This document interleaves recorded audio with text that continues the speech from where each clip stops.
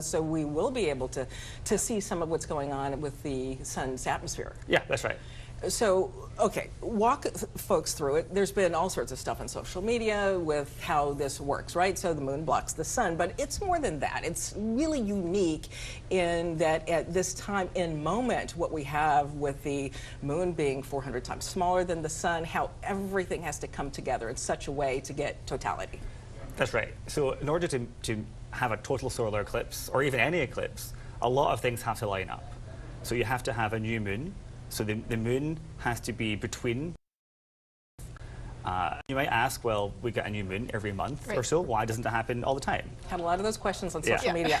And that's because the orbit of the sun relative to the plane that the Earth orbits in is tilted by about 5 degrees. So if you imagine two hula hoops, and then you move one of the hula hoops and by 5 degrees, you'll see they only actually intersect twice. And so that's when you'll get an eclipse. So you'll get an eclipse around about spring, or maybe around about the autumn. And a total solar eclipse only happens around every 18 months or so. And that's because... Somewhere in the world. Somewhere in the world, yeah, somewhere in the world. And that's because the sun, not only do they have to line up, but the sun and the Earth changes just very slightly because it's not a perfectly circular orbit.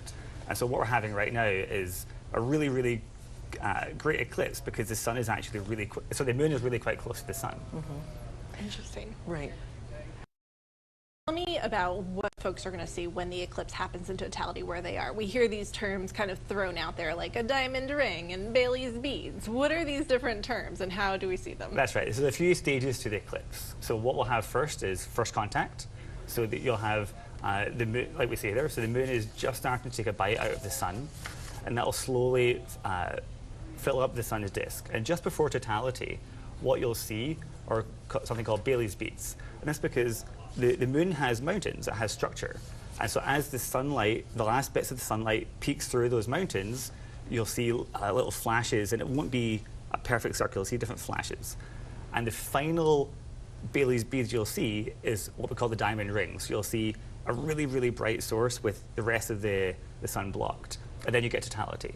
And during totality, you'll see the sun's outer atmosphere that we call the corona, and which you normally cannot possibly see with your eyes because it's 1,000,000 times fainter than the sun's disk. But during totality, you can see it, and you'll see, probably unlike the last eclipse in 2017 in the States, you'll see this corona is very active. You'll see lots of structure, you'll see big kind of streamers coming out of it, lots of little wispy plumes. It'll be really neat. Awesome. And then you'll have the same in reverse as the moon moves away from the sun. It all happens in a matter of minutes. Take a look at that. We're starting to see the partial in Mazatlan in Mexico, starting to come into North America now. All right, let's head out to Abilene, Texas. They will be in, let's take a look there. Oh, there she is. They'll be in about 96.5% totality, but the excitement is growing nonetheless. For sure. Let's head out there. Yeah, Karina Hollingsworth is at Hardin-Simmons University for a watch party. Karina. The day that's forward to here in Abilene is finally here. The solar eclipse is ready to, it's going to reach its maximum here in a little over an hour. And I'm here at Hardin-Simmons University where they're setting up for their watch party. Let me tell you, here at Hardin-Simmons, but all throughout Abilene, people have been scrambling to get their hands on these certified ISO glasses. And I'm here with Hardin-Simmons University physics professor Dr. Stevens. Can you tell me why this is such an epic event? It's only about once every 400 years that someone in their local area gets to witness a total solar eclipse. And do you possibly know when the next eclipse will happen here? It's roughly, I think, 2044, so we've got 20 years before. And what can we expect to see at 96% totality? It's going to be pretty dark. It's going to be very close to like dusk or dawn, and the sky is going to look really, really eerie. And if you look at the shadows of leaves, you're going to see interesting patterns from the shape of the sun cast on the ground. Because. And how many have you seen? I witnessed the partial eclipse we had a couple months ago, and about 7 years ago, my kids and I watched one from a friend's house. And how excited are you about the event today? I think it's pretty neat. It's not too often you get to stay home and have the sky put on such a show for you. So it's really excellent. And what can your students learn from this experience? Hopefully they learn a little bit about some physics, about the size of the moon and the size of the sun, and how they're just the right size and just the right distance from us that we get to witness a total solar eclipse. All right, thank you so much, Dr. Stevens. Everyone here is so excited. The Harding Simpson University told me they have 150 ISO glasses. Live in Abilene, I'm Karina Hollingsworth, K-Texas News. Karina, thanks so much. Magical, that is for sure. Cosmic indeed. We now want to help you better understand what it will be like to experience totality in person. That's right. Meteorologist Avery Tomasco walks us through the timeline.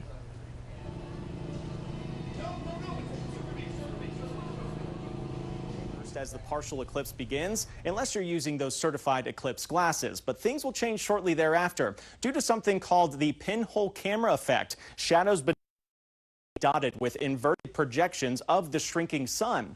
You'll also start to notice the atmosphere cooling down as the Earth is releasing heat with less and less of the sun's energy to replace it. Depending on how much humidity is in the air, temperatures could drop by as much as 10 to 20 degrees. And as temperatures drop, any fair weather cumulus clouds overhead developing from thermal updrafts may begin to shrink or even disappear entirely. As totality nears, it'll become noticeably darker. And due to something known as the Purkinje effect and the way our eyes see and process color, everything around you will begin to appear less vibrant, more muted, gray, and dull. And then, just after 1:36 p.m., totality. For just a few minutes, you'll be able to look directly at the eclipse without glasses. There will be a 360-degree violet crown sunset happening all around you. It'll be dark enough for birds to be fooled into thinking it's time to fly home for the night, and any bees sipping on nectar or frantically trying to return to the hive will stop flying entirely, unable to navigate without the sunshine. You may also hear other insects singing their usual evening songs. And then it ends. Slowly but surely, everything resets itself in reverse as the moon moves away from the sun, and by 3 p.m., we return to reality after experiencing what many go an entire lifetime without. Yeah, you've no doubt heard it time and time again. Looking directly at the eclipse can permanently damage your eyes. That's right. If you purchase the eclipse glasses, you need to make sure they are real and not the fake ones that could easily be found online. Liz Bonus has information you need to know. When it comes to your eyes and what you'll see on the day of the eclipse, you get one pair and no spare. So in this case, it really is buyer beware. When it comes to total solar eclipse, even though the sun's going to be mostly blocked, there are still UV rays coming down, and so if you look directly into them, it can damage your retina. Yao Jin is an associate professor of supply chain management at Miami University. He says counterfeit viewers, as they are appropriately called, are not necessarily easy to spot. Well, it's helpful to look at this ISO stamp and information, which means they do offer proper protection. Mr. Jin says even the certifications on some of them can look like the real thing when they are not. It's the false sense of security that ultimately really matters. When it comes to your eye health, it is not worth it to try to save a buck or two, even if you're only going to use the Eclipse. He says if you must buy from an online marketplace, look for evidence of manufacturer authorization. To find out more about that, you can go online. We've got our glasses, of course, ready to go. You're looking at some shots here of the sun. This is a very unusual time because the sun right now about as active as it can get. That's right. So the sun's got a cycle because of the magnetic field in the sun. So every 11 years, we reach what's called solar maximum. We're approaching that maximum right now. So there's tons of flares, coronal mass ejections, lots of other eruptions happening all the time. So it's a really exciting time to have an eclipse because of that. Yeah, for sure. It's amazing. It looks like we're looking at skin right there. It doesn't look like the sun. It's amazing the resolution you can get with these telescopes. All right, up next, we'll check in with our live team. We have live team coverage in Texas, Oklahoma, Arkansas. Our countdown to totality continues after this.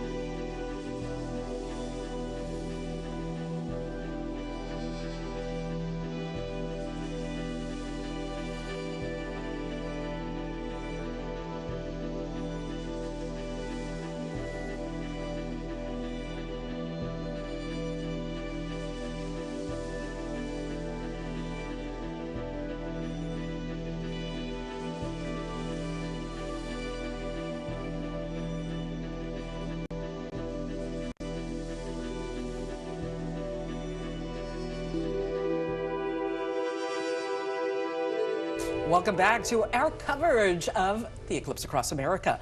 Let's continue our trip along totality by returning now to Texas. Yes, Round Rock is just north of Austin. Totality begins there at 1:36 local time.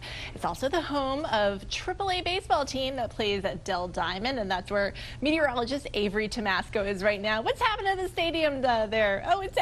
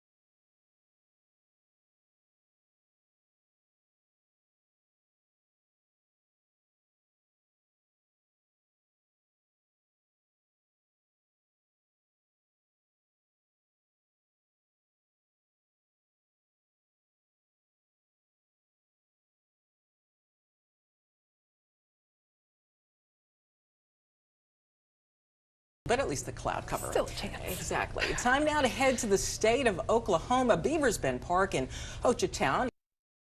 Ouachita National Forest to tower in about 90 minutes and last for more than 4 minutes. Kate Arata from our station in Oklahoma City is there for us. Good afternoon, Kate. Is the excitement building there around you? Yes, good afternoon. The crowds are coming right now. We just started our partial eclipse just a few minutes ago here. We still have a little bit over an hour, but you can see people are out here enjoying the beautiful weather. It is still a little bit overcast, so we're hoping to see the sun, but we got people camping out here, people swimming, people kayaking, all types of fun stuff is going on out here today. So everyone's really excited to see this eclipse, and the tourism department here in Oklahoma says they're expecting upwards of 60,000 people here in McCurtain County. And just to put that into perspective for you, the population of McCurtain County is just around 30,000 people. So they're expecting at least double the amount of people here today, all coming to get a front row seat of this eclipse. We're all just keeping our fingers crossed that the sun kind of peeks through those clouds here soon whenever that totality happens. But we're going to get about 4 minutes of totality at about 1:45 Central Time. So it's coming quick for us, and everyone here is really excited to see this. We've talked to people from all over the world, the country, people from Belgium, Finland, Idaho, Colorado, all over came here to Oklahoma to get a front row view of this eclipse. Front row view. How's the sky look out there? Is it complete cloud cover? Are you getting any breaks? We haven't seen too many breaks, but you know, it came in really fast this morning. We started out here at about 7 this morning, and it was beautiful, clear skies. And then within, 10 minutes, these clouds came in. So I'm hopeful that they can leave just as fast as they came in. Fingers crossed for you, for sure. Thank you, Kate. Exactly, yeah. All right, NASA solar physicist Dr. Graham Kerr rejoins us here again in studio. One of the things that I wanted to talk about, Dr. Kerr, is, so folks, they plan their vacations around this. They put a whole bunch of gear in and travel for hours to get to an event that is only going to last for a few minutes. But this is an event, if you look at 2017, at least we get 2 minutes longer. Why is it that each total solar eclipse lasts a different period of time? That's a great question. And so we're gaining that extra couple of minutes this time because the moon is actually closer to the Earth in its orbit than it was in 2017. The moon's orbit around the Earth, it's actually what's called an eclipse, which is like an egg shape. So it sometimes is further from the Earth, which is called its apogee. Sometimes it's at its closest point to the Earth, which is its perigee. And so right now, it's a lot closer, which means it covers more of the sun, and that shadow is bigger, and so we get a longer eclipse. What is the shortest and longest eclipses that you've been to, or that is on record? So on record, I'm not sure. That I've been to, I've only seen totality at the 2017 eclipse. So that was a couple of minutes. I was in Madras, Oregon. But it also varies where you are on the path as well. Right. So like where we were in the path was actually not as long as somewhere else. So center of the path is where you want to be for the longest totality. Because we've seen some where the totality is like 19 seconds. If you're right on the edge, it can be 10, 20 seconds. But even moving a couple of miles into the path can increase it quite rapidly. It falls off really sharply. So even if you can get a couple of miles further into the center line, I would recommend trying. Yeah, people who were saying they were in like 99% totality, I was like, just make that extra push, just get into totality. It's totally worth it because it's a huge difference, right? What you experience out there in 99 versus 100. Yeah. Yeah, I completely agree. That is so true. And so many people, okay, so, you know, it's been a while since we had one, 2017, the last one for the U.S. I think some folks who maybe didn't focus as much on the big difference between 90% versus 100% of the moon obscuring the sun, there is a huge difference. I mean, it's almost like going from here in Washington, D.C., where you go, ooh, that's cool, partial, right? But then you go, wow, or sometimes you're just left speechless when you're in totality to make that extra effort to get in the car and drive a couple hours. All right, I think we have another reporter we can send it out to here, another live shot. We want to get a check back in Oklahoma. Well, let's turn to Broken Bow. It's not very far from Hookatown, where Broken Bow Lake is in Beavers Bend State Park, and that's where we find meteorologist Joy Bettenhausen right now. Good afternoon, Joy. What's going on there? Good afternoon, guys. We are in downtown Idabel right now. We've been battling the clouds all morning long. Thankfully, we've been able to get some breaks in those lower level clouds, but we're still seeing those thin, higher level clouds. I think we're going to still deal with those throughout the duration of this event. We should hit totality right around 150, 153, and we are definitely excited for that. Now, I have this awesome family that I met. We're talking to Pete, and they're coming in from New Mexico. So what does it mean to you? I mean, you have an interest in meteorology, so this is a big deal, right? Right. Like everybody says, sort of a once in a semi-lifetime. It's great. It's a great opportunity. That's awesome. We're so happy you're with us. Now, Steve, we've got all three generations here. What does it mean as a family man to have you here? I'm just the driver, so no, it's just these two have been waiting for this and planning for it for months, and so it's just really great to get to spend the time together and have a little family adventure. I love that. Now, Archer, you being kind of the younger one in this whole pack of family waiting for the eclipse, what drove your passion to come out and check this out? Well, I didn't get to see the one in 2017. He did, and I'm interested in meteorology and astronomy myself, and yeah, really just saw the opportunity. I'm on spring break right now, so we just came out and did it. Well, definitely a perfect time. Me and you will chat about meteorology after. Thank you so much, and I hope you guys have a great time. We are so excited to be out here. Downtown is packed. The streets are lined with music. There's millions of telescopes out there in the park over at Carl Sherman Plaza. Everyone's so excited to see the eclipse. Again, the big question is the cloud cover. It's something we'll be watching. Right now, we saw a hole in the cloud cover over northern Texas. We're about a few hours from that, so we're keeping our fingers crossed that that clear sky will eventually travel north, and that's going to give us a view of peak totality happening right around 153. So we're so excited from that. We're live right now in Idabel, Oklahoma. Meteorologist Joy Bett. Back to you guys. Awesome. Thank you, Joy. You know, it's a good reminder that we can plan this out years and years in advance and know exactly when and where totality is, but we can't control the weather. Right, yeah. And some people, like you said, have even moved from what their original location was. I mean, one of our meteorologists, he was in Texas 2 days ago, flew to Maine, or he flew to Boston, drove up to Maine. Right, he wanted clear skies. He didn't want to miss it. Right. And we're back in Solar physicist Dr. Kerr. One of the things I wanted to talk about is some of the research that we're going to be looking at. So very unique research that only can be done sometimes during a total solar eclipse, studying the surface of the sun.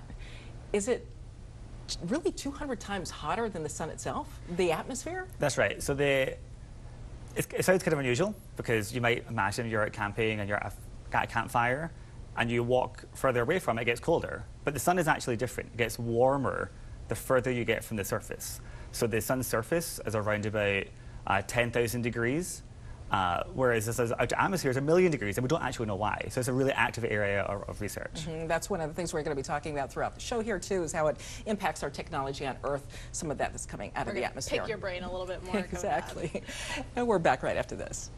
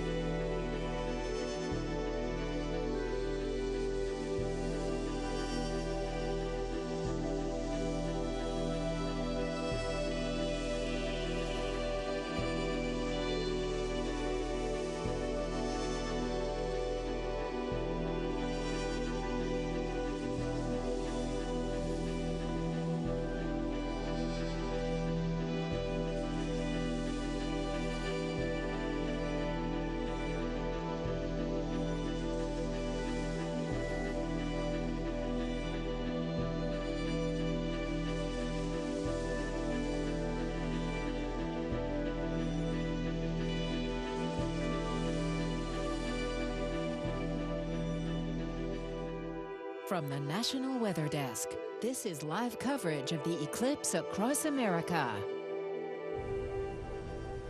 And welcome back. NASA has played a huge role in preparing all of us for this historic event. They have a team in Bandera, Texas that has special high-tech equipment to get powerful views of the eclipse. More than 4 minutes of totality in Bandera begins in about 1 hour. The city is about an hour northwest of San Antonio, if you've never heard of it. And that's where we have our meteorologist, Brad Souter. He's from our San Antonio station. Hi, Brad. Good to see you out there. How's the weather looking? You too. Well, right now we have some cloud cover, but we just saw first touch a minute ago. Clouds opened up just for a second. Jack Lee, this is a Rice student here, physicist, mathematician, and you've been helping with all these high-powered telescopes. You've got this filter on here right now, and we just saw first touch. How excited are you? Oh yeah, it's thrilling. You know, you don't see that every day. The moon eats a little chunk out of the sun. So that's all really cool. We're hoping that the clouds clear up a little bit. Our hope is that as the eclipse happens, the temperatures will lower a little bit, and that will allow some of the clouds to condense up. So that's what we got our fingers crossed will happen here. Yeah, exactly, Jack, and we're going to show the audience here, if you want to pan over, hundreds of people, students, professors, researchers from Rice University in Houston, Texas, NASA affiliated. These are the smart of the smart when it comes to space. And inside we have a control center where we can see our own, views with all of the telescopes. Jack, let's go check it out, see if we can see what first touch looks like. And we have mapping from all over the nation that we're feeding into this. In fact, Veronica might know Dave Jones here from WJ.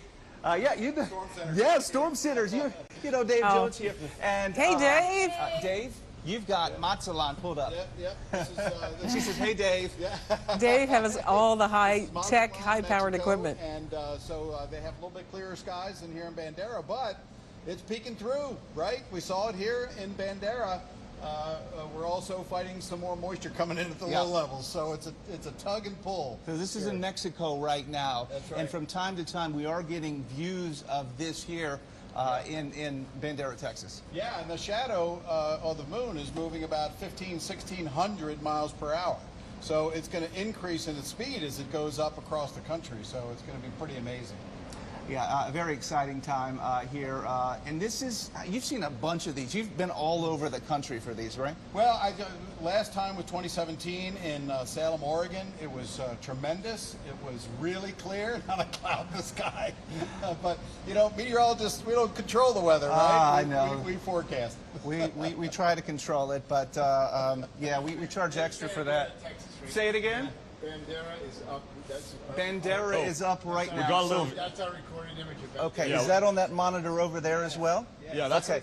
So, okay, there it is right there, you guys. That's our live shot here. See, what we're getting is just those moments of clearing. Oh, no, it's not on that. Okay, no, that's Mazzalan. So we do have the Bandera shot as well. Obviously, lots of technology all over the place. This is kind of the command center. But yeah, you can see these guys are hard at work here, pulling up the shot. So it looks like it just went back into... it's back. Right over here. See if you can pull it up on this shot right over here.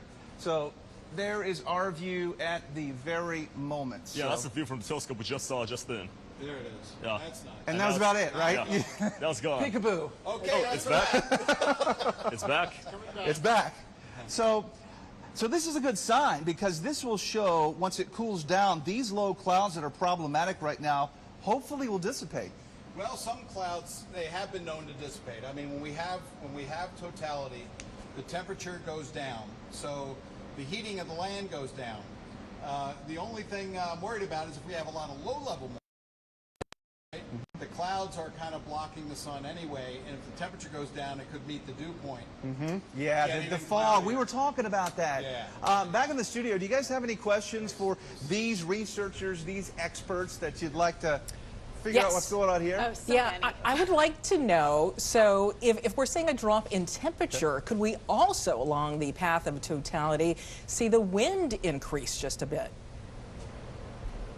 Okay, so the question is, if when the temperature drops because it gets darker, the wind, would the wind kind of increase as well, and does that have an effect on the cloud cover? It could, because you could have gradients. You know, you have those temperature gradients, and temperature plays a role in creating wind, right? It's there's an equation there that brings it all together. Remember that? Math. This guy here. Yeah, exactly.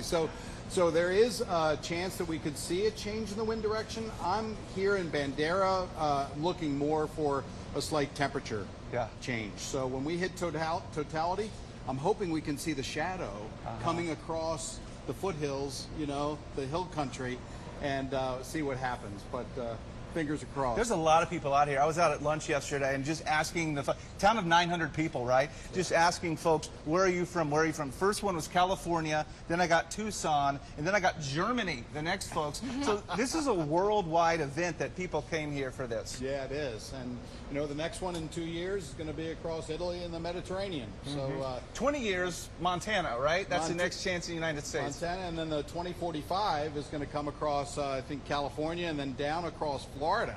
So Disney World, make some reservations. 2045 is going to be a total eclipse. Let's see if we accept reservations. It clicks out that far. But hey, the last time that a total solar eclipse happened here, 1397, and there's only one place in the world. Last fall we had the annular eclipse, the Ring of Fire.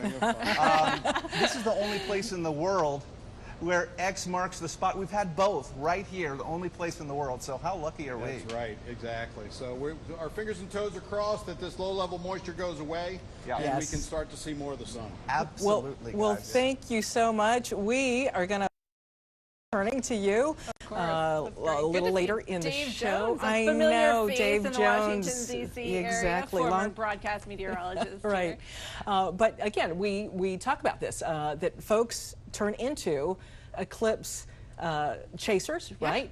Because it's life-changing. It's life-changing. So many people there. It's like a rock concert that you witness for 2.5, 4 minutes or so, and it just changes you where you're like, when's the next one? I have to be there.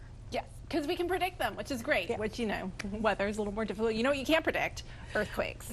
But there was one on Friday. There were some rumors out there spreading around on social media that the earthquake in New Jersey was somehow connected to today's eclipse. Right, and we can tell you without a doubt, it's not true. The USGS National Earthquake Information Center said there is no correlation between earthquakes of that size and celestial bodies or events like the total solar eclipse that we're seeing today. Yeah. Now, there's plenty of other eclipse myths out there, and we're about to bust some of them for you.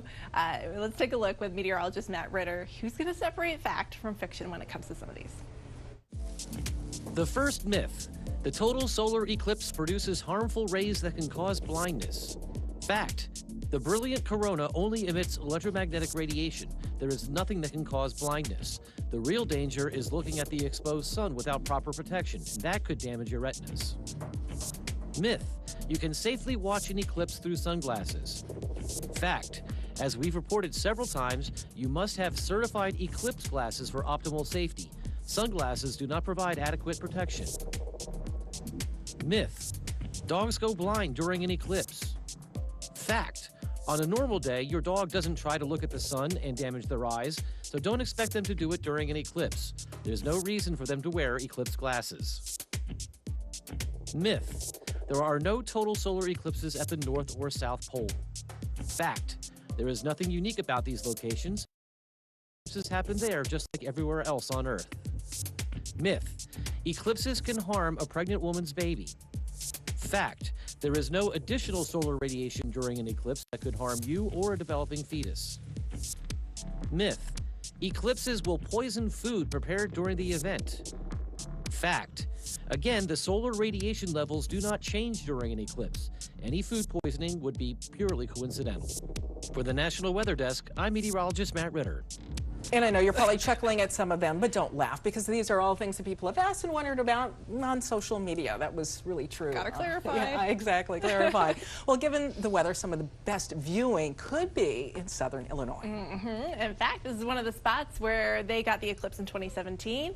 Carbondale begins just before 2 p.m. local time and lasts for 4 minutes and 10 seconds. And yes, the city is holding an eclipse festival, of course. Julia Rosier joins us live. Good afternoon, Julia. Tell us how things are looking out there. The sun is shining on your face. That's a good sign. Yeah, Veronica, Emily, that's right. The sun is shining. It is a beautiful day here in Carbondale, Illinois. The energy and the excitement for the solar eclipse can really just be felt throughout the entire community. We're here at Saluki Stadium at Southern Illinois University. Over 11,000 people here in the stadium to view that eclipse. In just a few minutes, we'll be able to have and see that partial totality leading up to totality at 1:59 p.m. Central Time. But in the meantime, there's music and entertainment, performances by local community groups, and even SIU is hosting an art mural challenge. I'm joined by Antonio Martinez, who is the artist of the mural behind us. Antonio, tell me about this challenge. For Maddie, Dieter, and I to finish this mural by the end of the eclipse. So I had to take a head start because my design is pretty intricate, and also I have a 10-month-year-old, month. That makes a big difference. So I didn't have a lot of time to practice. So this is kind of the first run. So luckily I have some. One of my students is here. I teach a art design mural class, and he's actually a student athlete on the swimming team, and he actually recruited 2 of his swim mates, and I have one of my assistants as well. Well, the mural's looking great so far compared to, how much progress you've made when we first got here. Tell me about what you're painting. So the design is actually inspired from my 2017 experience. I was at Campus Lake, and during the eclipse, the spring peeper frogs were just so loud. So I was inspired by the spring peeper frog, very nocturnally active animal. So there's a spring peeper frog. We'll eventually get to it. There's 2 landmarks, the Bald Knob Cross and the Paul Simon Water Tower in Makanda. So those features will be in here. And just trying to create, I guess, my impression of the solar eclipse, how the sunset is, you'll see sunset colors during the totality. So a lot of this is just being inspired from the 2017 experience, and hopefully people who have witnessed the eclipse before will get it and understand it. And how much progress is left to go? Oh my gosh, we're probably maybe at 80%, maybe 85%. Like, yeah, it's Well, thank you so much. Reporting live in Carbondale, I'm Julia Rozier. Back to you. All right. Well, there are just two national parks within the path of totality. One is Cuyahoga National Park, located in Ohio. The other is Hot Springs National Park in Arkansas. Totality in Hot Springs begins at 1:49 local time and lasts for 3.5 minutes. Kayla Christian is there right now. Good afternoon, Kayla. How are things looking out there in Hot Springs? Good afternoon here in Hot Springs. It is absolutely beautiful. The sun is shining. We have so many people out here. There are actually hundreds of people out here on the infield. They opened it up just so that people could come participate. I mean, people have been lining up for hours just to make sure that they can get a good spot to see that totality. And again, we're going to be one of the places that's getting over 3 minutes. So it's definitely an exciting, life-changing moment for so many right here. There's live music going on. We actually just heard about a dance competition that's going on and a car giveaway. So they're making sure that this is a win all around. But we actually have been speaking from people from near and far. And I actually have one person here with me. I have Amy Bowen, and she's going to talk a little bit about what it's like growing up in Hot Springs and now seeing all these people here. It's just an amazing place to be, especially a place to be on history. It's so amazing, especially growing up here. Oaklawn is one of my favorite places to be, and I couldn't imagine spending it anywhere else today. So could you ever imagine that this would be something that you would see? No, never in my lifetime. It's so neat to actually get to experience it here with you in the infield at Oaklawn. So who all's here with you today? Actually, I have some of my children with me today. My husband's playing backhoe with me and some friends. So we're having a great time out here. Traffic was actually great for us as well. So what are you most excited for when it comes to this totality? Just to be a part of history right here in my hometown, and just to be right here in a great place on a beautiful day and to get to experience the eclipse. Awesome. So it's a win for you all around, and hopefully you win this back. Kayla, thank you so much. That's pretty fun stuff happening out there in Hot Springs. All right, we'll be right back after a short break. We're going to get more expert opinion and more live shots from across that path of totality.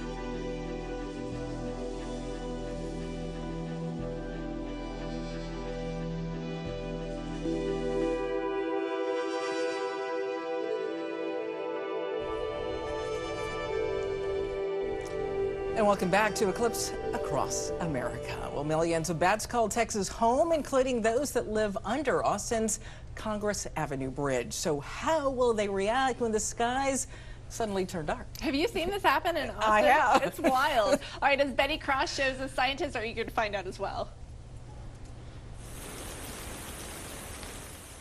Every night, this is the jaw-dropping sight at Bracken Cave on the outskirts of San Antonio. Fran Hutchins is the director of Bracken Cave Preserve. The population at its peak is around 20 million bats. That's about 18 million more bats than fly out from Austin's Congress Avenue Bridge to grab dinner. So Congress Avenue Bridge is the largest urban colony of bats. These giant roosts make Central Texas the ideal spot to monitor the reaction of bats and the animals that prey on them during April's total solar eclipse. At Bracken Cave, Hutchins and other experts will be walking the perimeter, monitoring any change in behavior. But since the bats are underground, they're less likely to notice the moon completely blocking the face of the sun. Where some be a bigger reaction is downtown Austin. The bats roosting here underneath the bridge are more likely to notice day is temporarily becoming night. Experts aren't sure what the nocturnal bats will do, but the possibilities range from not noticing to becoming confused, anxious, or even flying out to see what the fuss is all about. NASA is also curious, and not just about bats. The Eclipse Soundscapes project will monitor atypical animal behaviors in Central Texas and along the entire eclipse path. They're recording insect, animal, birds, and the bat sounds before after the eclipse to see if there's any changes in behavior. Experts say don't be surprised if humans have a more impressive reaction than bats that could possibly snooze through it. We'll see. That's a lot of bats. Yes, it is. All right, we talked about this earlier. Most of Michigan will not experience totality except for a tiny little corner along Lake Michigan. Right, but that probably doesn't stop the crowds. Erie Township in southeast Michigan will have just 19 seconds of totality starting at 3:13 this afternoon. That's where we find Mike Woolfolk from our station there in Flint, Michigan. He joins us now live from the Erie Marsh Preserve. Mike, you've probably seen it all during your career, but tell me, have you ever witnessed a total solar eclipse? Not total. I have participated in making the pinhole projectors for some partial eclipses in the past, but I have never ever experienced totality. So I'm kind of looking forward to this, kind of the plum assignment, if you will. We are at the Erie Marsh Nature Preserve. We're probably about 3-4 miles north of the Michigan-Ohio state line. And I have with me Helen, who is the director of the Nature Conservancy here. They own and run this property. I know you didn't advertise this as being open to the public, but it is, because you didn't want to get inundated. The infrastructure is not set up for that, but you have quite a turnout here. We do. We have lots of people from the local community, our staff and families. And you know what's great about this is nature just makes everybody forget everything. You can come together. All this craziness in the world, partisan, it all comes together and everybody's here to see a phenomena that they're never going to see for many, many years, if ever. Yeah. Have you ever experienced a total eclipse? No, not a total. Well, I'm told when I was 2 years old, this will tell you how old I was. In 1963, I was at one, but I don't remember it. Well, so. That means you only have 1 year on me, if that, depending on what month you were born in. As I mentioned to the anchors in D.C., I've experienced partial eclipses, and that's cool in and of itself. But eclipse, even if it's just for 30 seconds or so, it's still going to be really cool. I'm told it is totally night and day difference, and that 50% of the people are going to cry, and that'll probably be me, because I think it'll be very spiritual. And yeah, it's just so wonderful to be able to host people here, and everybody has moon pies and Milky Way candy bars and sun chips, so all the treat bags. Yeah, it's all going to be cool. Helen, thanks for letting us come in and invade the territory here. Again, they're expecting totality here sometime after 3 o'clock, right around the 3:15 time span. But I'm told that the eclipse will actually start here to be visible, say in the next 10-15 minutes. Guys, back to you.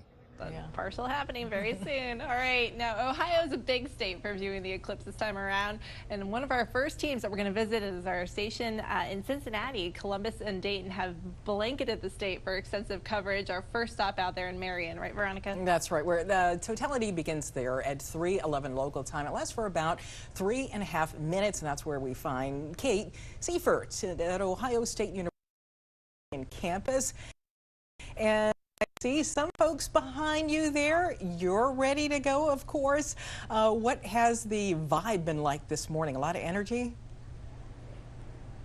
Yeah, there is a lot of energy here, you guys. So we got here right around 7 o'clock, and that's when the parking lot opened at this OSU branch campus in Marion, which is just about an hour north of downtown Columbus. This is one of many areas around this whole campus where families are gathering. So you can take a look. I'll give you a peek at all these families who have set up basically kind of like a tailgate situation. So families started coming in around 7 o'clock, and there's a lot of people from Ohio, but we also met families from North Carolina, from Maryland, from New York, from Washington, D.C. We actually saw a charter bus come in from Washington, D.C. filled with an entire family of about 40 people who came just for this event today. And there's a lot of cool things for families and for kids to do while they are here. And this is one of them. So it's an opportunity for people to look through these telescopes and get a peek at what this eclipse is going to look like in a safe viewing matter. And Barbara Ryden is here. She's a professor from the OSU Maine campus down in Columbus. Barbara, tell me a little bit about this opportunity that people are getting here today.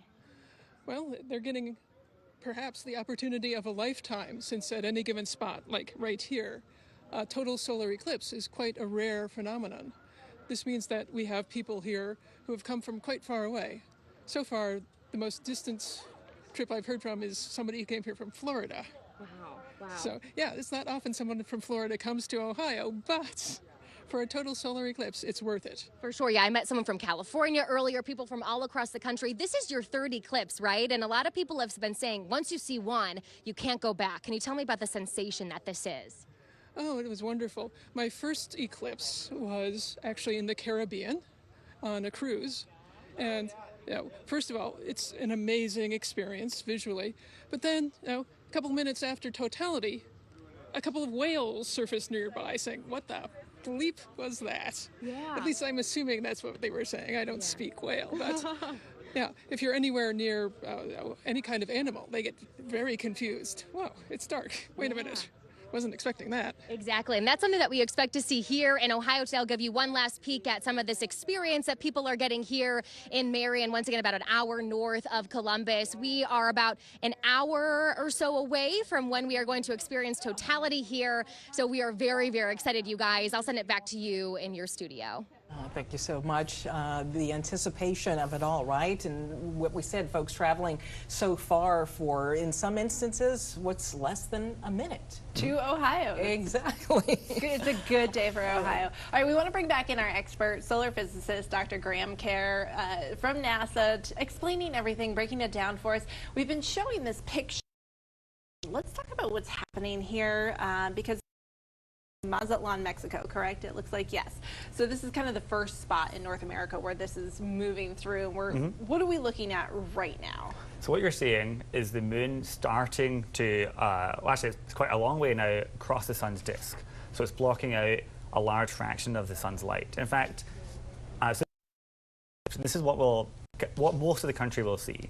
And so I know we've been talking a lot about how amazing the total is, but I do think the partial is definitely worth seeing. And so especially if you're here in DC and you have some way to view the eclipse safely with the viewing glasses, this is comparable to what we'll see. We'll see this kind of crescent-shaped sun with the moon taking a chunk out of it.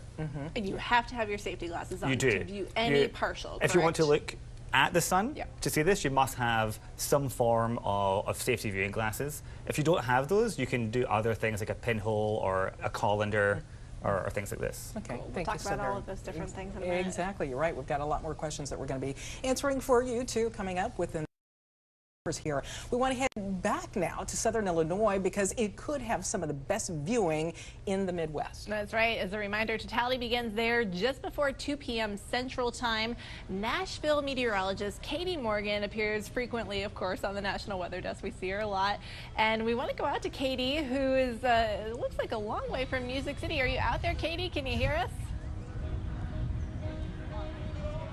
Yes, I can, Emily. Good afternoon, Emily, Veronica. We are live in Marion, Illinois right now, and we could not have asked for better weather. I am stoked right now. I'm very excited. We are looking at mainly clear skies, a couple high in cirrus clouds at the moment, and right now we are live inside the Thrillbillies baseball stadium right off of I-57 in southern Illinois. And as you mentioned, this is looking to be one of the best spots in the country for viewing the total solar eclipse later on this afternoon. Lots of folks behind me.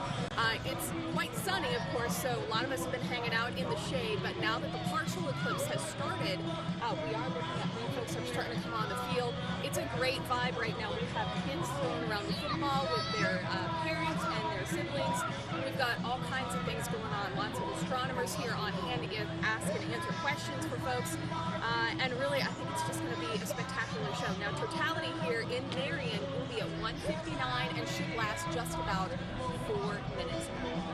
That's perfect. And of course, we're going to be checking back in also with Marion coming up within the next couple of hours. But one of the things that you're going to notice with this event is that it's all about the people and bonding, getting them together to experience this very special and unique event. Our live coverage of Eclipse Across America continues after this.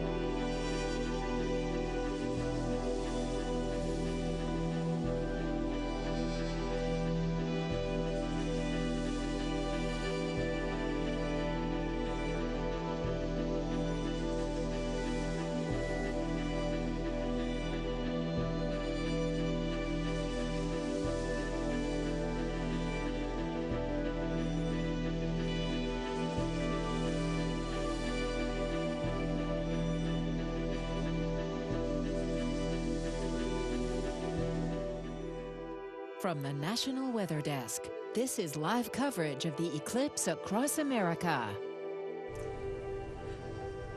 Good afternoon and welcome to the National Weather Desk coverage of the eclipse across America. I'm meteorologist Veronica Johnson. And I'm meteorologist Emily Gracie. For those of you just joining us here in the Washington, D.C. area and elsewhere, next 2 hours should be very exciting. Happy Eclipse Day, Emily. Happy Eclipse Day. Of course.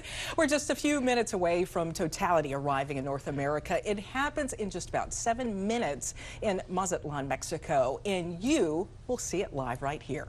That's now, right. here's a quick look at the path of totality in the United States. It starts in Texas in less than 30 minutes. The moon's shadow then heads north, passing through portions of Arkansas, Oklahoma, Missouri, Illinois, Indiana, Ohio, and New York before finally hitting Vermont, New Hampshire, and lastly, Maine for the U.S. It then continues into eastern Canada. Now, from start to finish, totality will last about an hour and 8 minutes and cover at least a portion of 14 states. It's a fast-moving shadow. Here's a look at when totality starts in some key places. As we said, Eagle Pass, Texas will see darkness at 1:27 Central Time. Little Rock will see totality at 1:51. Indianapolis at 3:06 Eastern Time. Rochester, New York at 3:20. And finally, totality starts in Holton, Maine, right there on the Canadian border at 3:32. Okay, so take a look at this map here, because every dot on this map represents one of our 50 cameras covering this historic event. But of course, those cameras won't be able to see the sun and the moon if the weather doesn't cooperate, and weather certainly is a big factor here today. Meteorologist Steve Rudin, now he's standing by to show us what the weather is looking like.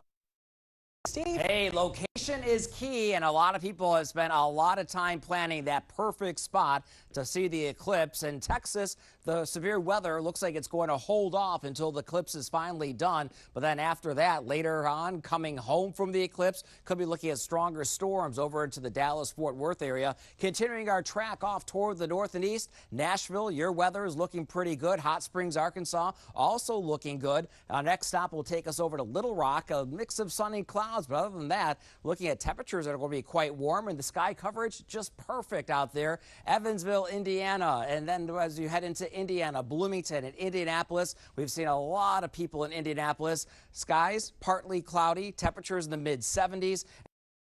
Toward Cleveland, it had rain earlier this morning. That rain is now cleared on out. We are going to look for sun and clouds, but you'll be able to still see the eclipse. Temperatures just around 70 degrees. And then head over toward Buffalo. We're looking at temperatures in the lower 60s. To view the eclipse, but still hopefully a few breaks in the clouds and you'll be able to see it. And then finally, farther off toward the north and east, over toward Burlington, looking at a mix of sun and clouds, more clouds than sun. Temperatures on the cool side around 60 degrees. And then we head way off into Maine, where it looks a little bit better. They're saying that parts of Maine will be the best viewing in the entire country with lots of blue sky.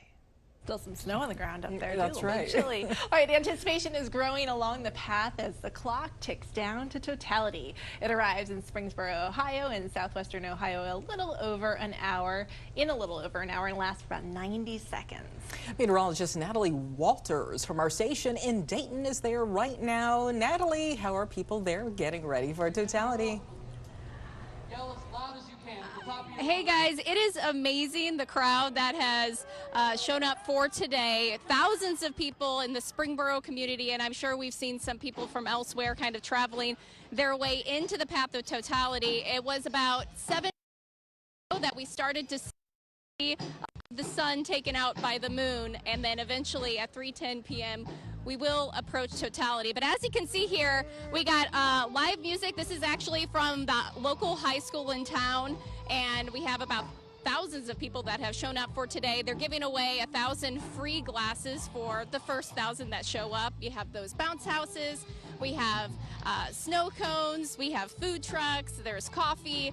It is overall a great time here, and the weather has shaped up beautifully. So far we do have some of those high cirrus clouds that have made their way into the area, but for the most part it should just be filtered sunshine. You should be able to see enough of the sun to really get a good glimpse of our total solar eclipse. We're going to be in totality for about 1 minute and 40 seconds, but take a look at the lines going into these food trucks, and then of course the kids are all lined up for Kona Ice. So I'm going to be live out here, and I'm going to enjoy totality in about an hour from now. So you guys have fun back in the studio.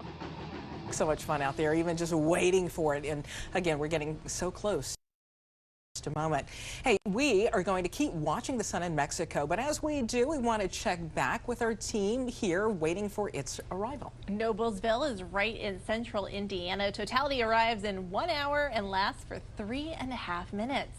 Lynette Grant is a meteorologist at our station in South Bend. She's at a moon market at a local park. Lynette, are people getting excited out there in Indiana? Oh my gosh, people have been so excited as the hours have approached getting ready for the eclipse. Now, we got here at around 9:30 this morning, and outside of some of the vendors and people setting up, we were one of the first, but I can tell you it got crowded very quickly. Organizers telling me that there were probably 750 people at this ticketed event alone. Now, this is just one spot in Hamilton County, Indiana, that has events going on. We are just starting to see the moon eclipse the sun here locally. A lot of people around me getting very excited, starting to put their glasses on. But I do want to show what we're seeing in the area right now. Lots of people sitting down with the lawn chairs, already starting to look up at the sun.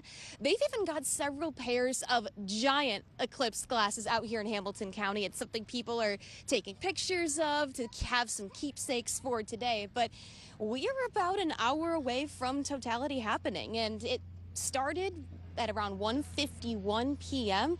Totality typically lasting 22 seconds here. The time of that likely going to be 3:08. We're excited to see it, and we're going to continue across the country of what it looks like. But for now, I'm Lynette Grant in Hamilton County, Indiana. Thanks so very much. Okay, so look at the image that you're seeing on the screen right now. Looks like it's almost dark. That is the fact that we are just moments away here from totality in location 1. Mazatlan, Mexico. That's right. We're so lucky we have a NASA solar physicist here to kind of walk us through what's happening right now. It's very hard to see unless you're looking right at it. Dr. Graham Kerr is in studio with us to kind of walk us through. This is Mazatlan, Mexico. We're looking through a telescope, through a lens, in a safety lens in a telescope, and we're about to get into totality. Can you walk us through? Are we seeing Bailey's beads? Is that what those little? Tell me what I'm seeing here. It looks like more of a camera shoot. But, what we'll start to see is exactly what you said, Bailey's beads. And so that's because the moon has structure. The moon has mountains and valleys. And as the last little bits of the sun's light try to peek through those mountains and valleys, you'll start to see bead-like structures along the sun. And what we're seeing just there was a diamond ring. So that was the final bit. Is that a live picture? Yeah, that's live. The diamond ring! Yeah, so that's what's called. That's the last bit of light coming through from the sun, and what we see now is totality. And if you look carefully there, as well as starting to see the corona as our eyes adjust, you're going to see some red bits around the sun's disk. That's the middle part of the sun's atmosphere called the chromosphere, and that's equally as complex and equally cool, because I'm biased because I studied the chromosphere. But we see these red structures. That's because the sun is glowing in hydrogen light, and you see these kind of what are called prominences, kind of protruding out from the sun. Is there anything we're going to see during this eclipse that we didn't see in 2017, given the fact that we're in this heightened solar activity right now? So, as you said, we're at solar maximum, or we're approaching solar maximum right now, which means the sun's atmosphere is way more dynamic than it was in 2017. You've got lots of, not only do you have lots of transient events like flares and CMEs, the whole corona itself is just more dynamic and more active. And so we'll likely see lots of structure. We'll see lots of what are called helmet streamers, that are these big kind of cap-like structures around the sun, as well as poles. But unlike 2017, they'll be all over the sun's corona. Because it's more active. Exactly. Right. So they won't just be at the equator. If we're very, very lucky, you could potentially see a coronal mass ejection. It'd have to be things aligning. But in 1860, we believe they did see this, because there are lots of drawings of the eclipse. And there's some features in those drawings that look like what we now identify as a coronal mass ejection. So 1860, was that when the Carrington event happened? Wasn't that around the same time? That was around the same time. The Carrington event was a year before. It was 1859. But heightened solar activity, Yeah, so the Carrington event was the biggest flare in CME we've ever recorded. So this goes to, we talk about all this research, the special research that's taking place on many different levels when it comes to today's total solar eclipse. What do we hope to learn, and why? So the sun is not just this kind of unchanging disk in the sky. The sun is actually really active. Like we're just saying, it kind of goes on these activity cycles of every 11 years. It goes from being really active, then a few years later it's not active, then back again. But that activity affects us on the Earth. It affects technology and infrastructure. And so we have to study the sun in order to predict and then try to mitigate those effects. And what we see during eclipse is the middle part of the sun's corona. We see the lower and the mid corona. And that we're unable to study that area easily without an eclipse. But that's a really crucial layer for understanding these, what we call space weather. So the generation of the solar wind, this constant stream of particles coming out from the sun. It's also where we think coronal mass ejections, or CMEs, are accelerated.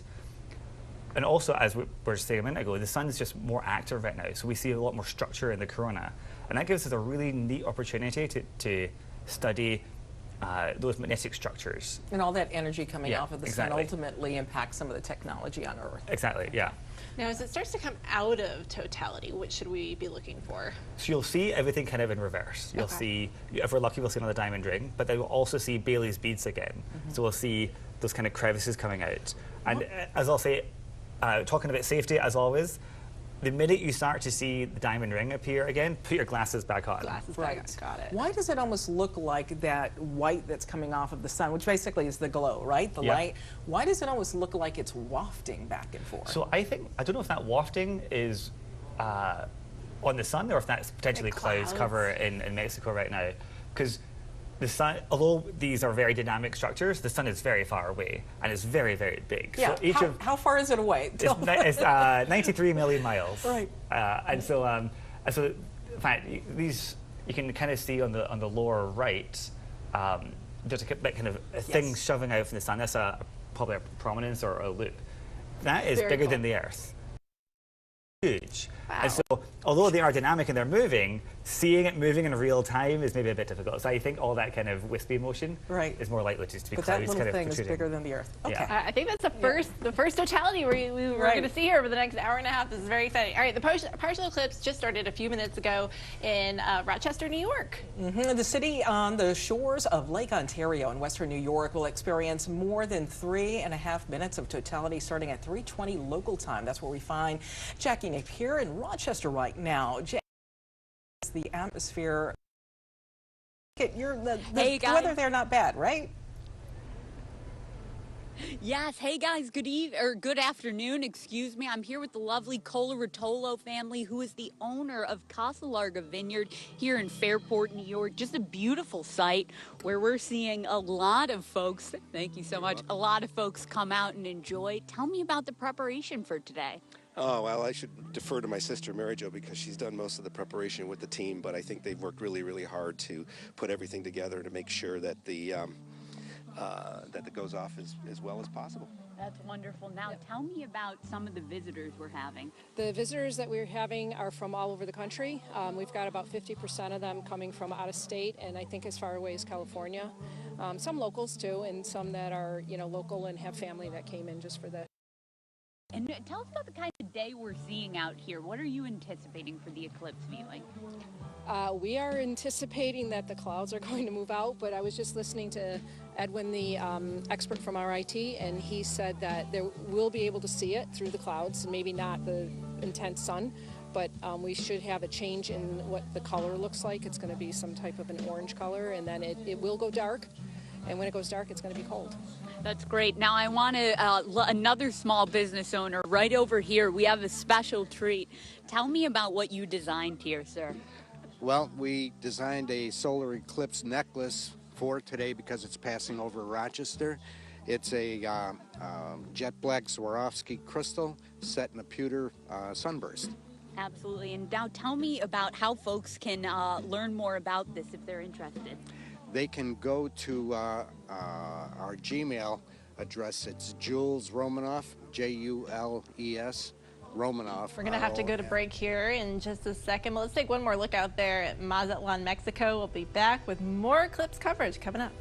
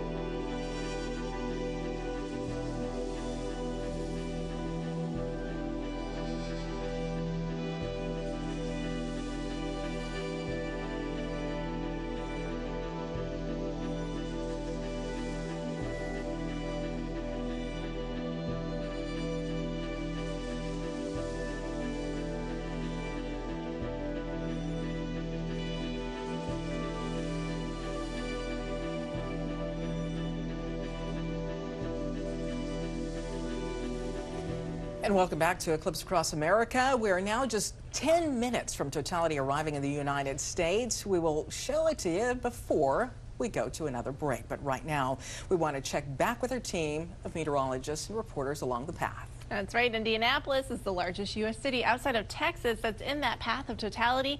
Darkness arrives and lasts for 3 minutes and 47 seconds. Meteorologist Will Haney is there for us today. Is Indianapolis ready? Will, good to see you. Yeah, great to see you guys as well. Thank you so much. Your state. Yeah, this park, we are at White River State Park. This is in downtown Indianapolis, and it is packed. They're estimating about 20,000 visitors to the park alone today, about 100,000 visitors to the city of Indianapolis. I want to just set the scene. Pretty much all around me, there's people on chairs, blankets, and now that we have a little bit of partial eclipse beginning, the excitement is just really building. I'm seeing more people picking up those glasses, putting them on their face, and we're starting to hear that reaction from the kiddos out here and everyone from the young to the elderly. It is just really amazing, and I think that excitement will obviously continue to build for the next hour or so. We are expecting, as you mentioned, that totality about 3:06. You know what's a crazy fact about totality over Indianapolis is the last time that Indianapolis would have seen a totality was way before Indy was even a thing. It was back in 1205, which kind of speaks to the rarity of it. They average about every 400 years or so, but yeah, really amazing. Over 800 years ago was the last time we saw a totality in this exact spot I'm standing. So yeah, just an amazing day ahead, and we are going to continue to just keep watching. And of course, that totality conditions are looking fantastic here in Indiana. We just have a little bit of some high-level cirrus clouds, just those wispy ice clouds, but that's not really going to spoil the show. If anything, just filter that sun just a little bit. But overall, things are looking really good here, and the temperatures, 70s, perfect. So we'll send it back to you all in the studio. That is great to hear. Thank you so much. Yeah, they'll have some great shots for sure. All right, Veronica, check out this story. You know our meteorologist, Ed Piotrowski, in South Carolina, Myrtle Beach meteorologist. He traveled to Texas to go see the eclipse this week. Texas wasn't working. He hopped on a plane and went to Maine. So he's giving us a forecast from Maine. Let's check it out.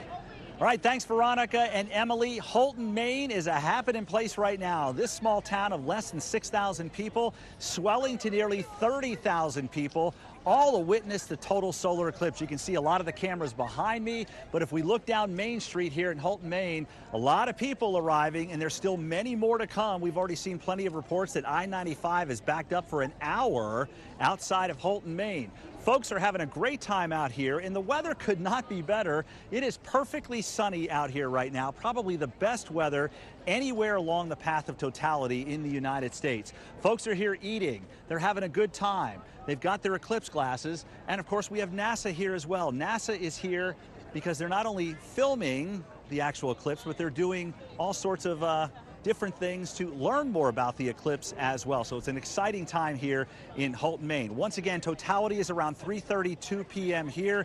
That's when the moon will pass in front of the sun, blocking out all the sunlight, and all that's left is that magnificent corona just flying away from the center of the sun. I got to see the one in 2017, so to me, this is as good as it gets when you can see one of these total solar eclipse. We'll, of course, join you again for more reaction after the eclipse goes by here in Holton, Maine. For now, I'm Ed Piotrowski. Emily, I have to tell you, I think that is the bluest sky that I have seen so far with anyone checking in. That's a true chaser right there, exactly. too. Somebody who hops on a plane mid-event. All right, let's head back to Ohio, which is counting down the minutes to the arrival of totality. Greenville in western Ohio, that's about 90 miles just north of Cincinnati. It will go dark starting at 3:08 and stay that way for nearly 4 full minutes. That's where we find Chelsea Sick, our station in Cincinnati, Ohio, joining us live. Chelsea, oh, I know the anticipation is building there. Oh my gosh, it truly is building. We are starting to see that moon pass up in front of the sun. Again, you said 3:08 is when we're going to see totality here, but we're starting to hear some people say they can feel a difference. It's getting a little cooler, not as bright as it was just 5-10 minutes ago. So starting to see a pretty big difference. We do want to show you, we're here at the Eldora Speedway, which is owned by Tony Stewart, and they have a screen here that is showing that moon passing in front of the sun where we are right now.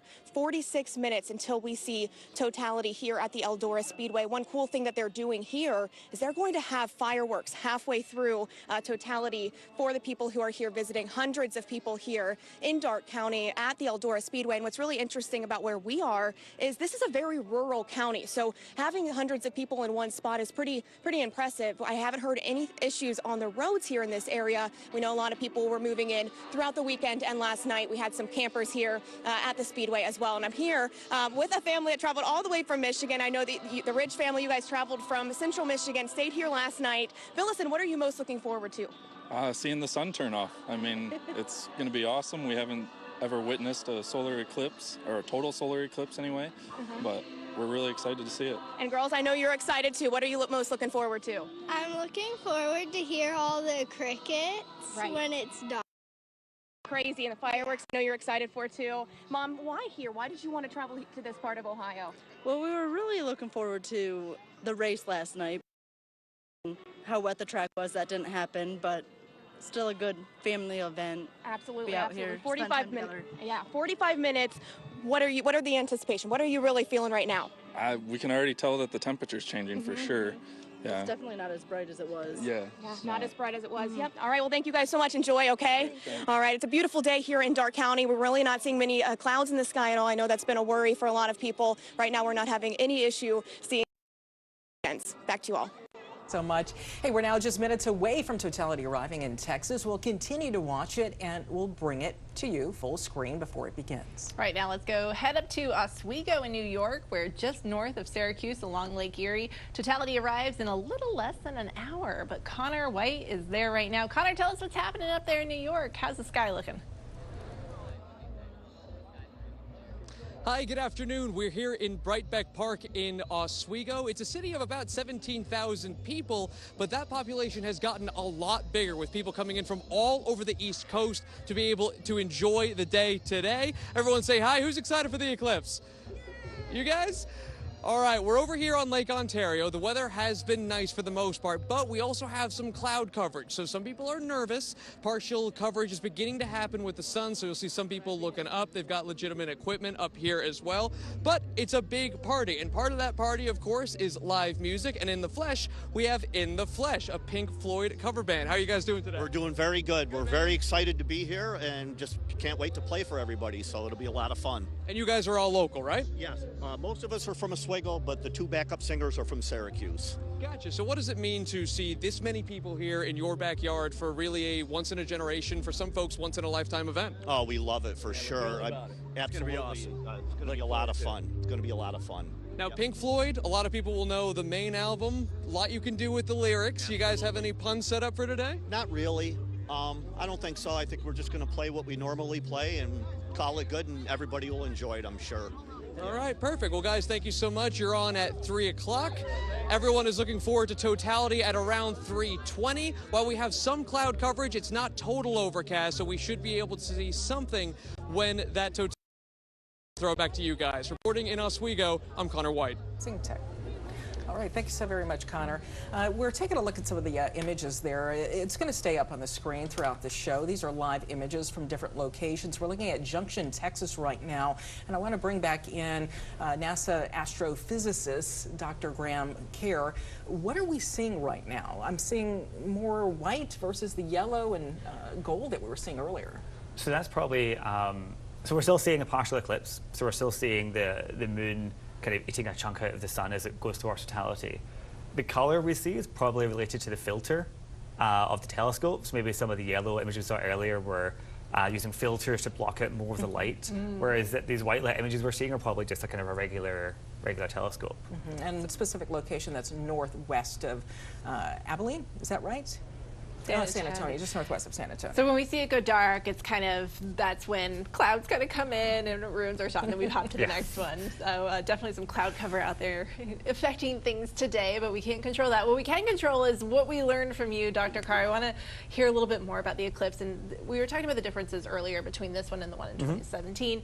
One of the differences, these lengths of totality.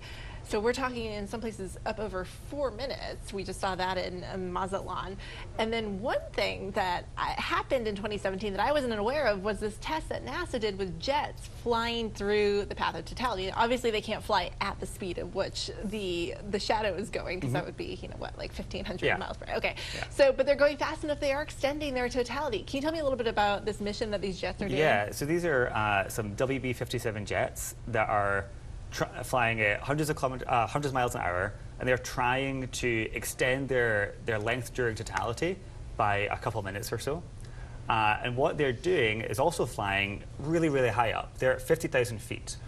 And that lets them not only get longer totality, but it lets them look at the eclipse using different types of light. So as well as visible light, they're going to be looking at infrared light, which means they're above the part of the atmosphere that the water vapor blocks infrared light. So they're able to get these really, really high resolution, really fast images of the lower corona like we wouldn't see on the ground. Amazing. It looks like they're in space. All right. All right, we're going to hear more from Dr. Carr in just a minute. Let's head to break here. We're going to see more totalities coming up. Of Eclipse Across America continues after this.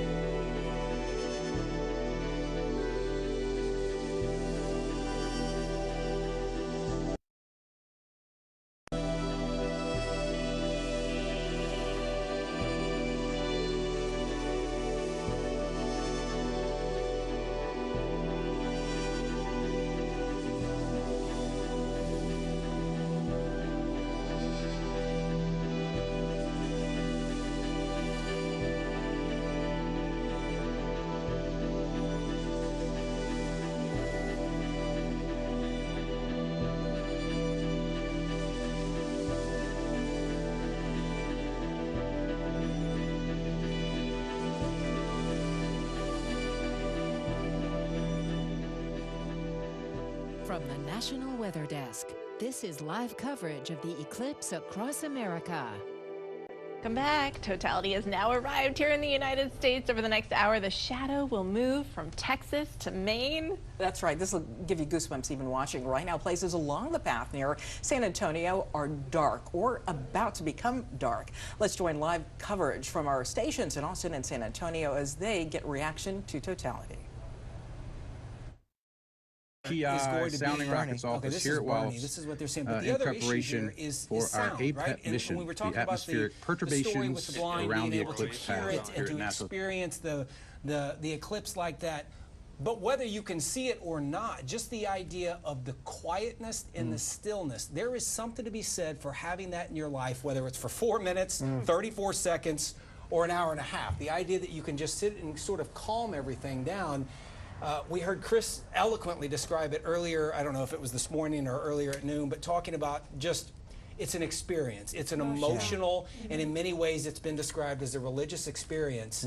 Whether you feel that way or not, the emotion of it is certainly something that you can enjoy with, hopefully, friends and family. I'll tell you what, it is really fun as we've been going to a lot of these different shots today with our crews to see everybody heads up, glasses on, eyes to the sky, all doing the same thing.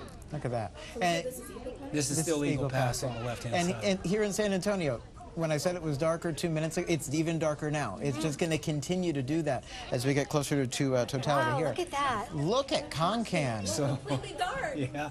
Look at that. I'm laughing because I'm thinking of the comment we had earlier this week when you said, you're still going to get something, David. Yeah. You're still going to experience. It looks like It looks like it is 12 o'clock at night. We weren't sure just There it how is. dark it Wait, was let's going listen in. Corona! Let's listen in. We got a Corona! They're excited. They're yelling Corona. So That's- they I don't know have if a you can break see in the it. clouds there, and they are experiencing totality, or just about. They must have Look at- gotten you a can full hear 'em. picture of that. Wow, it just gave me chills to hear Yeah. them all cheering. Guys, are we, when I say guys, I'm talking to our producers in the booth. Are we able to go live to Chris and Mandy to see what they're... I'm hearing you guys. I can go live. So what are you seeing? Can you tilt the camera? love Can we it. see that? Love Corona? Okay, you can hear me. Great. Yeah, we can hear Yes. you. You That guys, looks all right, amazing. we're live right now. Everybody give us a cheer. This is amazing. Mandy, can we see the Corona up there? So, I don't know, I think you guys might have seen it for just a second, and I said, look, look, look, and all of a sudden we saw it. Fire? And it's just, it is so cool. There's people with their phones out, so I heard you say, is that a fire? No fires. Somebody's got their phones. This is the wildest thing, though, because we went from having the sun, and then all of a sudden the birds took flight, and it started getting darker and darker, and now it's just pitch black, which is what we knew was going to happen, but it's weirder being in it, right? Do you hear the distant roaring around our location too? Yeah. Everyone enjoying it and taking Yeah. in these moments. Yeah. Not just here on our deck, but around us. We could hear all the eclipse parties. Chris, you were so... And that moment we had of the sun, with just that little hint of the outline, a little bit of the corona, So outer, worth it. outer atmosphere, so cool, so cool. And the temperature has dropped. We're down 4 degrees from our peak. Fast. Very fast. And Chris, you've been talking to us all morning about the emotions of this all. What's If we going could through? luck into one more. What's going through your mind right now, looking I at don't this? have my IP in right now. Mandy, Oh, can you... there Look it at is. that. Oh, There it is. It's back. Right there. Oh my gosh. Well, Yes. that answered that question. So lucky. So lucky right now. There's the emotion. Look at that. Wow. And Oh my gosh, I it's think so the way beautiful. it comes and goes almost makes it more dramatic. Wow. Yeah. Whoever, I think that was Chris Suchan, but whoever said the word lucky. Yeah, we can see the I think stars. that Seeing is stars. incredibly See a few of the appropriate. stars. There's one right humble. there. It's Bernie now. Look We're at taking Bernie. a look at Bernie. Pitch black there Wow. and Bernie now too. We were just showing And you Jeanette's shots of out. this a minute or two can get one ago, more break.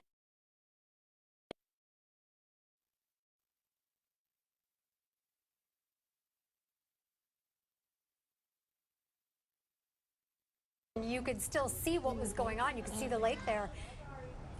Let me try to call in. And this Here's is a a look shot to- from Kerrville. Looks like they are experiencing totality right now. Just again, a reminder, we have 6 or 7 cameras and crews set up all over South Texas in different parts. So you're seeing Kerrville, and we're going to jump around and see what they're seeing as that path of totality sort of makes its way through Texas. This is UTSA. Look how dark Again, it this is. is Look an how area dark where it they is. weren't expecting very much at all, and this is certainly breathtaking, humbling. So we are at 134 right now. That is when we were supposed to start experiencing totality right here in San Antonio from 134 until 130. Inside our studio door right now. It's pitch black in our parking Pitch lot. black. We've got the parking lights on out there, and This is Concan again. As we Wow. jump I got chills, back on. guys. Look at this. Jeanette, are you, let's see if our microphone's on. The temperature and what you're feeling from just a meteorological point of view, it's done predicted, yes? So I opened up the door, and it's funny because the birds around here, turning around their necks. They're like, what's going on? What's going on? It is completely, it's almost completely dark. That's incredible. Yeah, it's completely dark. The temperature has cooled down. At the top of the noon show, it was at 76. It's closer to 73. Still muggy outside.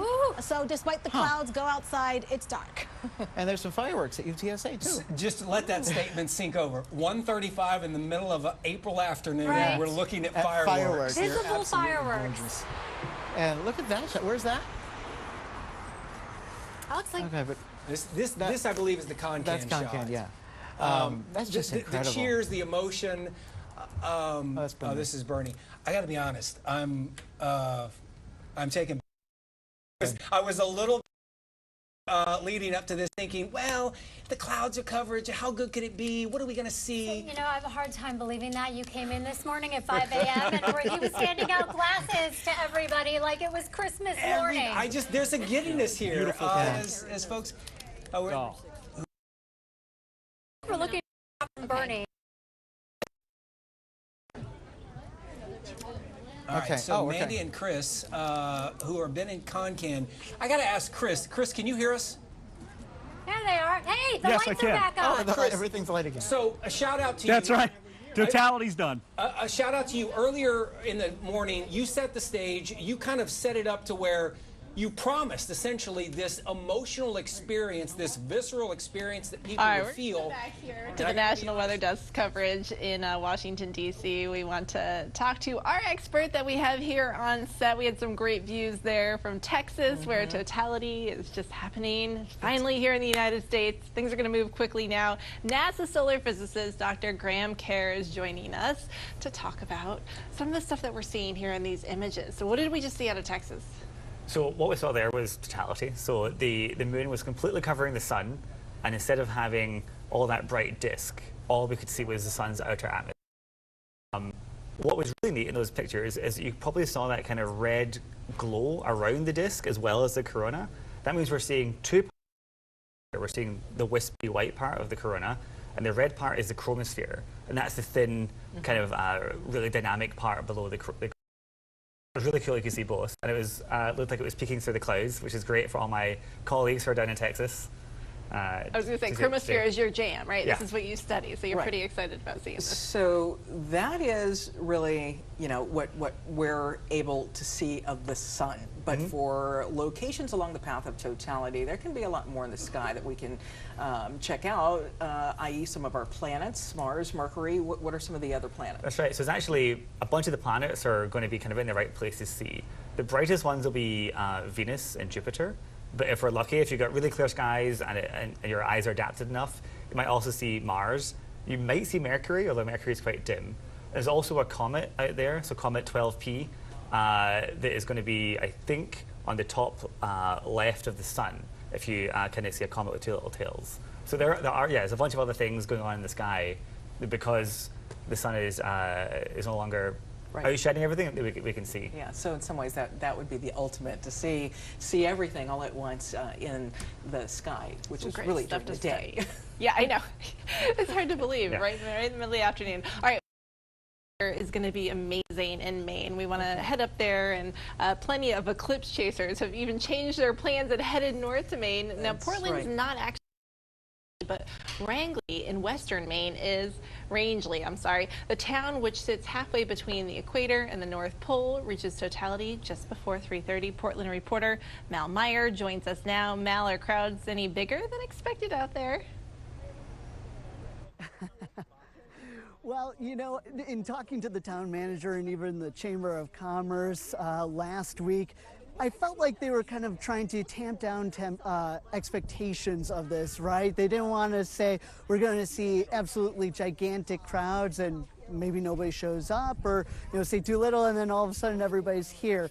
They were expecting somewhere maybe a few thousand people. Some estimates had it even higher, but looking around here, I mean, it's been jam-packed. We've been here for hours now at the scenic overlook. We're about a mile outside of the downtown kind of area, if you will, of town. There are plenty of people here. People have been posted up here since the early morning. I wouldn't be surprised if some people even tried to snag their spot last night because the parking lot is absolutely packed. We have cars on the street as well. And that goes down for quite some time. Now, earlier today, I brought a map with me, and I want to show you guys because we've been asking people, where have they traveled from? Obviously, we knew that people might come from other parts of Maine where the drive might only be a few hours, or New Hampshire or Vermont. But then, of course, last week we saw the forecast, and a lot of the U.S. where the path of totality was running through, that was all covered in clouds. And so I've been talking to people. We've been getting some people as far away as San Diego down there. We had Utah, Arizona, Colorado, Texas. I know that we just heard it sounded like it was pretty spectacular down in Texas, but some people were looking at this forecast and thinking, oh my gosh, I need to get moving. I need to come to Maine. And so they came here and they were able to reroute. I had talked to one guy a short time ago. He was originally going to Rock, and he said, you know what? I'm not taking my chances. I'm going to come to Maine. They scoped it out on the map. They were able to find a place where they could stay overnight, and they were able to come. So a lot of excitement over here. I've also been asking people, just how many times they've seen the eclipse. We've had a lot of people who have said, I've never seen it, not once, not a partial, not a total solar eclipse. Other ones said, maybe I've seen a partial solar eclipse, but it wasn't that much. Others have been able to see the total solar eclipse, but it's been, in some cases, decades. So, once you see it, though, it is a spectacular sight. It's already started now, so in about an hour from now, we're going to be coming back and showing you that total solar eclipse. Reporting live in Rangeley, I'm Mel Meyer. Back over to you in the studio. Thanks so very much. Right now we want to take you to Wallops Island in Virginia. NASA just launched one of 3 rockets before, during, and after the eclipse. Okay, so you've got another one that is going to be coming up a little later. The mission is to study aspects of the sun, the Earth that can only happen during an eclipse. And one rocket goes up, of course, before, as mentioned, then you've got 2 more coming up. These are also going to be ejecting 4 soda bottle size instruments within the path of totality. Dr. Kerr, tell us what types of experiments, what measurements these will be taking. Yeah, so these rockets are looking to understand what the ionosphere, which is a layer of the Earth's atmosphere that is full of charged particles. They're looking to see what the behavior is like before the eclipse, so that's what the rocket they just launched. What's going to happen during the eclipse is going to be a rocket launch while the totality is happening. And there's going to be a rocket launch after the eclipse to see how quickly things come back to their kind of natural state. And they're going to be measuring the density, how many charged particles there are, and the temperature, and basically how the ionosphere responds to the sudden removal of the sun's light, because the sun's light, especially ultraviolet light, interacts with the ionosphere, kind of sets the size of the ionosphere and things like this. And so that changes during an eclipse. Right, and during a typical day, we gradually go to darkness versus very abrupt like That's right. this. So there would be some changes in the atmosphere that we can't see. Exactly. So these changes happen kind of on a cycle all the time, as you said, night and day. But when there's a sudden change in the ultraviolet and the optical light from the sun, you get disturbances. And in fact, during solar flares, that can happen too. So by studying under a very controlled environment of an eclipse, we can try to understand how does the Earth's atmosphere respond to space weather and things like that. So we're trying to improve our space weather forecasting skills. Yeah. Awesome. All right, we're going to hear a lot more from you, Dr. Carr. We're going to keep picking your brain about all of this. We're going to keep checking in with those paths of totality, all of our spots up through the path over the next hour Look at and 15 that, what's minutes. on the screen right now, Emily. Our coverage Amazing. of Eclipse Across America continues in just 2 minutes.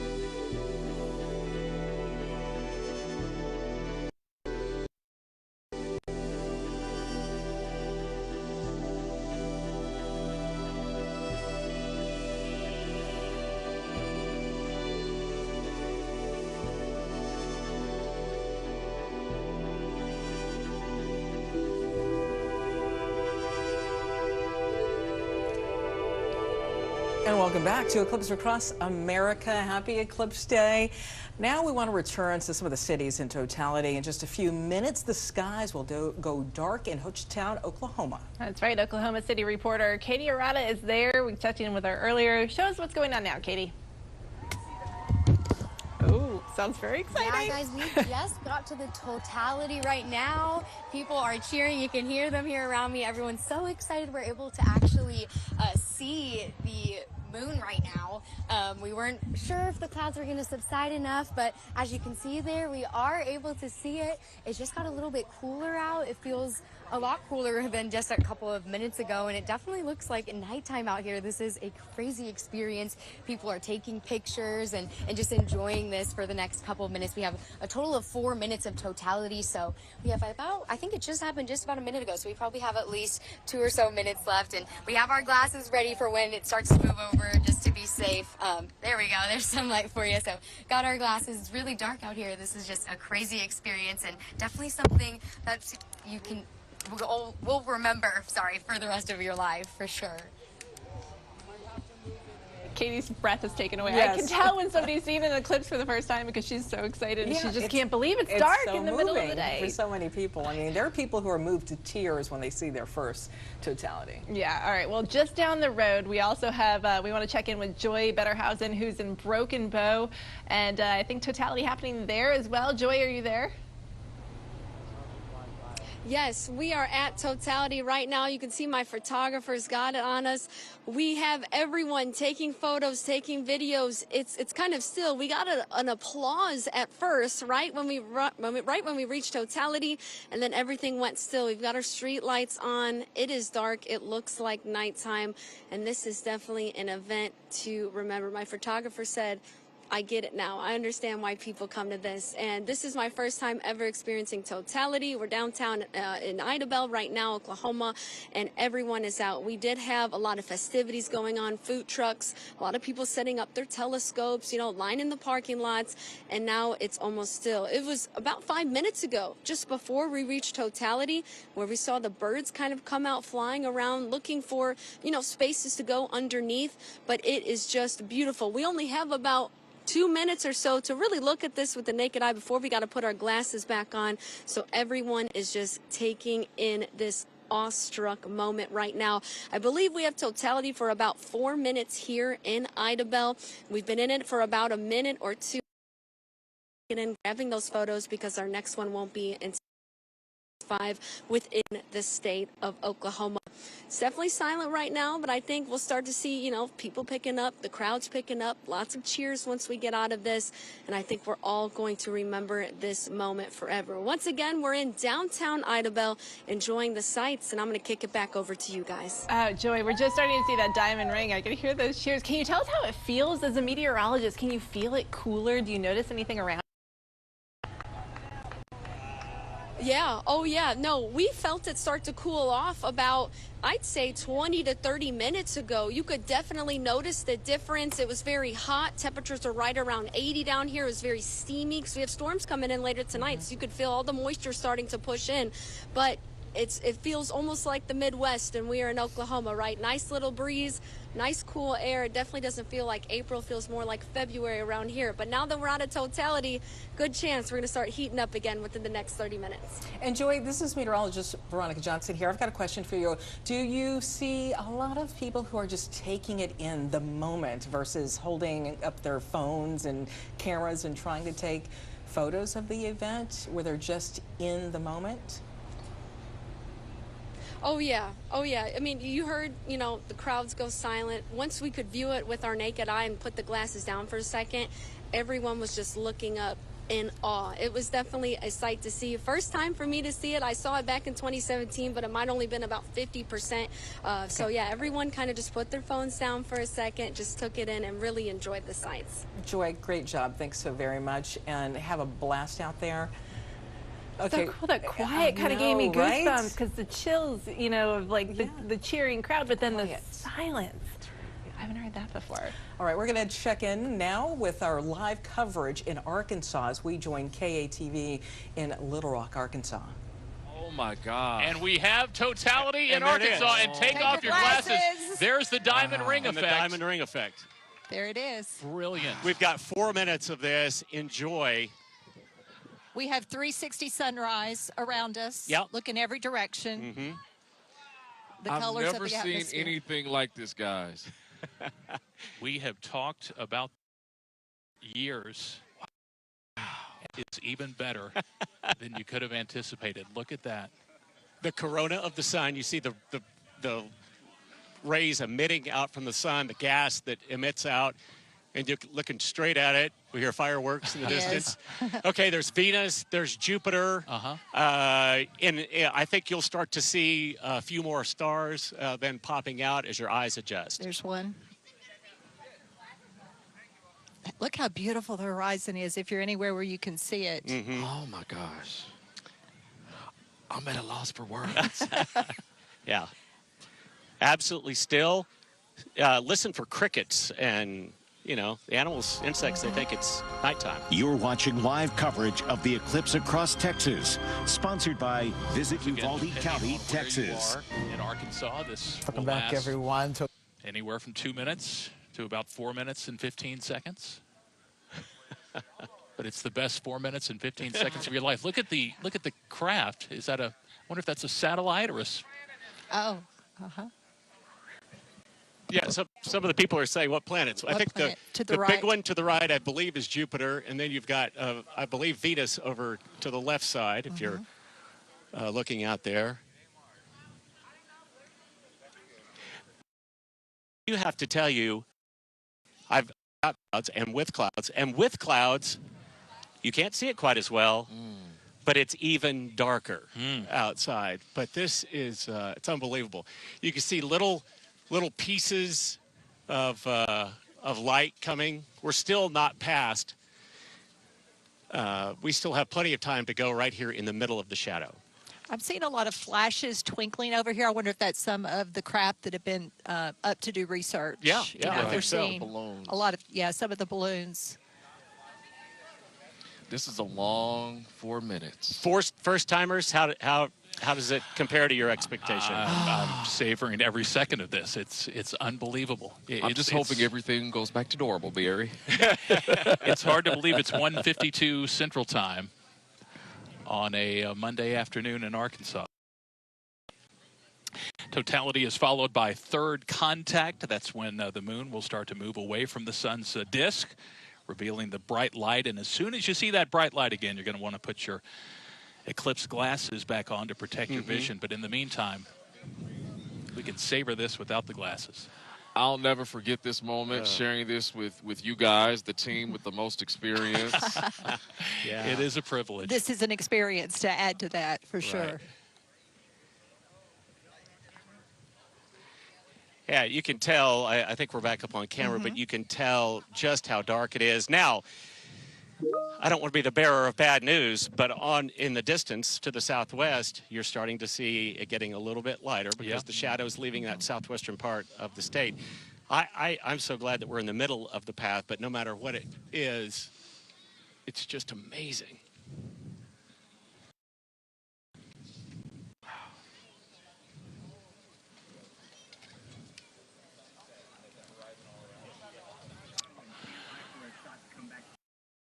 We do hope that you're enjoying this at home as much as we are here in Conway County at the Winthrop Rockefeller Institute,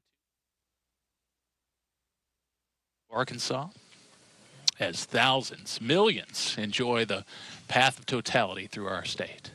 And Melinda, you mentioned that there is another Totality city in Arkansas right now. Dr. Kerr, we've been seeing totality now for a couple of minutes. There's some cloud cover there. It looks like a little bit of cloud cover, but folks are still able to get just enough of it to get some great views and probably some great photos. For that location, 1 in every 400 years, there might be a totality happening in any one location in the U.S. Why so long? Why do we have to wait so long for that? That's primarily is mainly water. So the chances of an eclipse happening where people live is just tiny because it only happens once every 18 months or so, and as we've seen in some future eclipses, the next eclipse in the States is going to be in 2033. Next total eclipse, 2033, but it's only going to cross some really narrow swath of Alaska. So sometimes it only crosses really narrow parts, sometimes for not very long. And so it's just kind of on average every 400 years or so. Although, as we've seen with the 2017 eclipse, there's a few places in the States that have had it only by a few years separated. Remarkable. It does feel, when people say once in a lifetime, I'm like, well, I kind of saw one a few years ago. It doesn't feel that long ago. Let's talk a little bit about the citizen science that's going on during this eclipse. Can you explain what that is and how people who aren't scientists are helping NASA learn more about this? So citizens and scientists like myself ask for help from average people who might not know much about science, but they've got an interest and they want to help. And so, of course, there's a bunch that NASA do all the time, but we have some eclipse-focused citizen science efforts going on right now that you can still help with. So if you have not reached totality in your locale yet, you can still help. And so one example is called SunSketcher. And so you can download the SunSketcher app, and you can take images during totality. Your phone's metadata will send the pictures and all that information to some of my colleagues, and they're using that data of the first contact of Bailey's bead, beads of light. We're gonna check back. We're gonna check back with you in just a minute. We got to go to break right now, but we want to hear the rest of that right afterwards.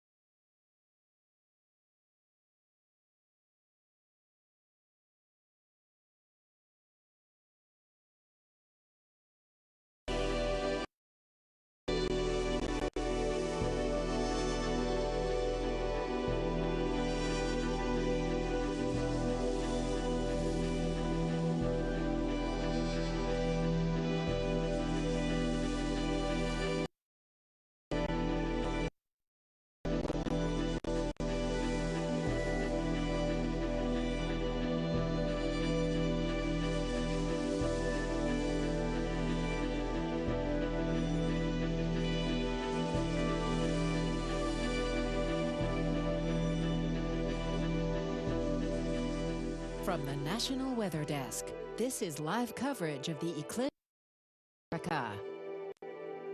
Good afternoon. It's now 3 o'clock in the east, 2 o'clock Central Time, and we 5 minutes before totality leaves the United States. It is happening right now. The partial eclipse, as the moon moves away from the line between the sun and the earth, will continue in some places until 4 o'clock.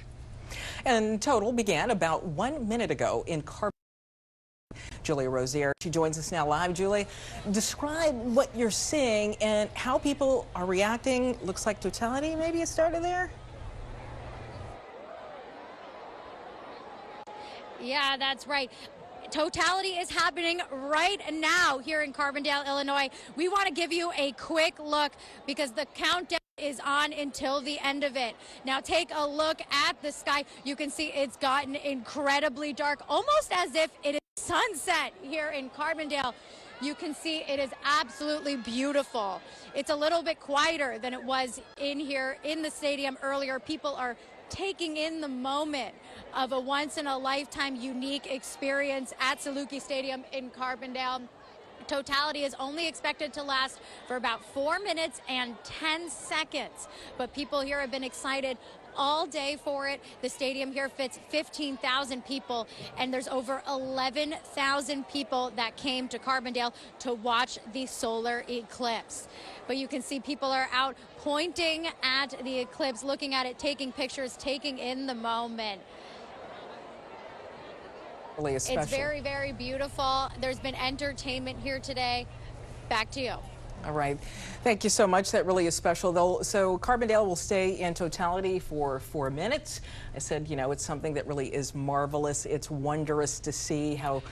We were talking about once in a lifetime, but Carbondale, this is the second time in, what, 7 years that they've gotten a total solar eclipse? How often does that happen where there might be one location that gets it relatively close within a... I'm sorry. Probably more often than we think, but I don't know. Sorry. All right. So, Dr. Kerr, you're in science, and where people can still take Yes. advantage of helping out NASA learn more about the eclipse. Can you finish that? Yeah, sure. So, so this app, you'll take images of totality as it starts and as it ends, and my colleagues will use that information to measure the shape of the sun very, very precisely. And it might sound kind of weird. You might ask, do we know what shape the sun is? But we're trying to do it to better than 1 part in a million. And that's because we need that precision to really understand what flows and things are like on the sun. Because the sun's actually a gas, it's not a solid body. And so there's actually peaks and troughs on the sun's surface. And knowing that information to better than 1 part in a million will really help us understand things like how the solar cycle works, how solar features are formed. And so you all can help with that. If you're not reached totality yet, you can download the Sun Sketcher app. But it's almost like it is, you know, it's ever moving, right? Yeah. Because of the atmosphere. So how does NASA describe the shape of the sun? Almost spherical, but it is oblate, which means it's slightly squashed at the poles. And in fact, it's because of that, it's because it's a gas where the poles are moving slower than the equator. That's why solar activity happens, we think. So sun's magnetic field gets dragged up and twisted and stores a bunch of energy, and that's what creates the corona that we see here. So we were talking about space weather prediction and knowing when solar flares are going to impact Earth and how there's still a long way to go here with that science. Yeah. We kind of got there with weather forecasting, I don't know, like 50 years ago. You know, That's right. Radar was invented. Do you think in 50, 60 years that we'll get to that point with space weather prediction? I hope so. So we've been doing a lot of work in that effort to try to do it, and we're using lots and lots of data. And the more data we get from the sun, the better our predictions can get. And especially now that we have machine learning techniques, there's a lot of my colleagues are putting in all of the data from all the various sources we have into some machine learning networks to try. Would that even help us predict the northern lights? Yes. Are kind of enhanced by solar activity. Right. And so if we know there's going to be more solar activity, we'll know there's going to be more intense or northern lights, or even the oval will expand, so more parts of the country can see them. I say that, Dr. Kerr, because I'm really counting on a great forecast for 2026. Iceland 2026. Ooh. I want the northern lights and I want a total solar eclipse. I want good pictures from you. That's on my bucket list for sure. That's amazing. So that's kind of a perk that comes out of it. Talk about some of the drawbacks too. Everybody kind of lost it a while back when AT&T stopped working for a little bit, and there were some rumors out there that it had to do with solar activity. Can you talk about what is impacted when there is this increased solar activity, if there is a flare, if there is a storm, a CME? So I think that particular case wasn't actually the sun, but the sun can affect technology in various different ways. And so if there's a flare that the Earth's ionosphere can expand, that can cause enhanced drag on satellites, so satellites can get lost or go off course. And so it's important that we let satellite operators know this might happen. You can get what are called the circuitry on satellites can get damaged by single event upsets. And so again, we can put them in safe mode. In terms of projections, if they impact the Earth in just the right way, that can induce currents in the atmosphere. That can affect power generation, transformers and power stations. It can make GPS not work. And that's important from anywhere from precision agriculture, if you're a farmer trying to plant your seeds every fixed distance, to emergency services responding to hurricanes. these can all get affected. Yeah, All right. so important. Can't wait So to many learn more things that about are that. impacted. I think we're just less than a couple of minutes away now from Totality in Ohio. We're going to join our team in Columbus, Ohio. They're covering the eclipse from Maryville to Marion and Indian Lake. Let's listen into WSYX. Hi, but I came from South Carolina. And you came from South Carolina. Yeah. Now, do you know these people? It's my son and my daughter-in-law. Son and daughter-in-law. Now, son over here, you have the better view out of all of us because you're one of the tallest people here. Is it any nicer this much closer to the moon and the sun? Yeah, I feel a lot closer to it. You feel a lot closer. Are you going to have a very special time with your family today? Absolutely. Celebrating the Hurricanes win yesterday and then watching the eclipse today. It's just a great time. Now watch yourself because we're Blue Jackets fans, but today we're Eclipse fans together, bringing it into one. And then back here, sweet Chanel, watching Chanel. What does it look like right now? It's like gone. It looks like God? Like maybe his thumbnail? Is that maybe over here? It looks gone. Oh, it looks gone. It's almost gone, and we're seeing that little sliver. We have the Deegan family over here. Now, this is something that you guys are experiencing together. You toured Cosi for a little bit. How special is this? Literally once in a lifetime. Oh, so cool and so much better together. Right. It's one thing to experience it alone, but to have your kids, your daughters, your son, is that pretty amazing? Yeah, oh, amazing. Love it. Now, is this your spot right here? Is this where you're going to be for the rest of the time? Yep, right here. There you go. Well, I will get out of the way, let you guys experience it. Again, it's cooler, it's getting darker, and if you happen to be up in Totality, that's your opportunity to be able to look up. But right now, you can't look up without your glasses if you're in the central Ohio kind of Columbus area.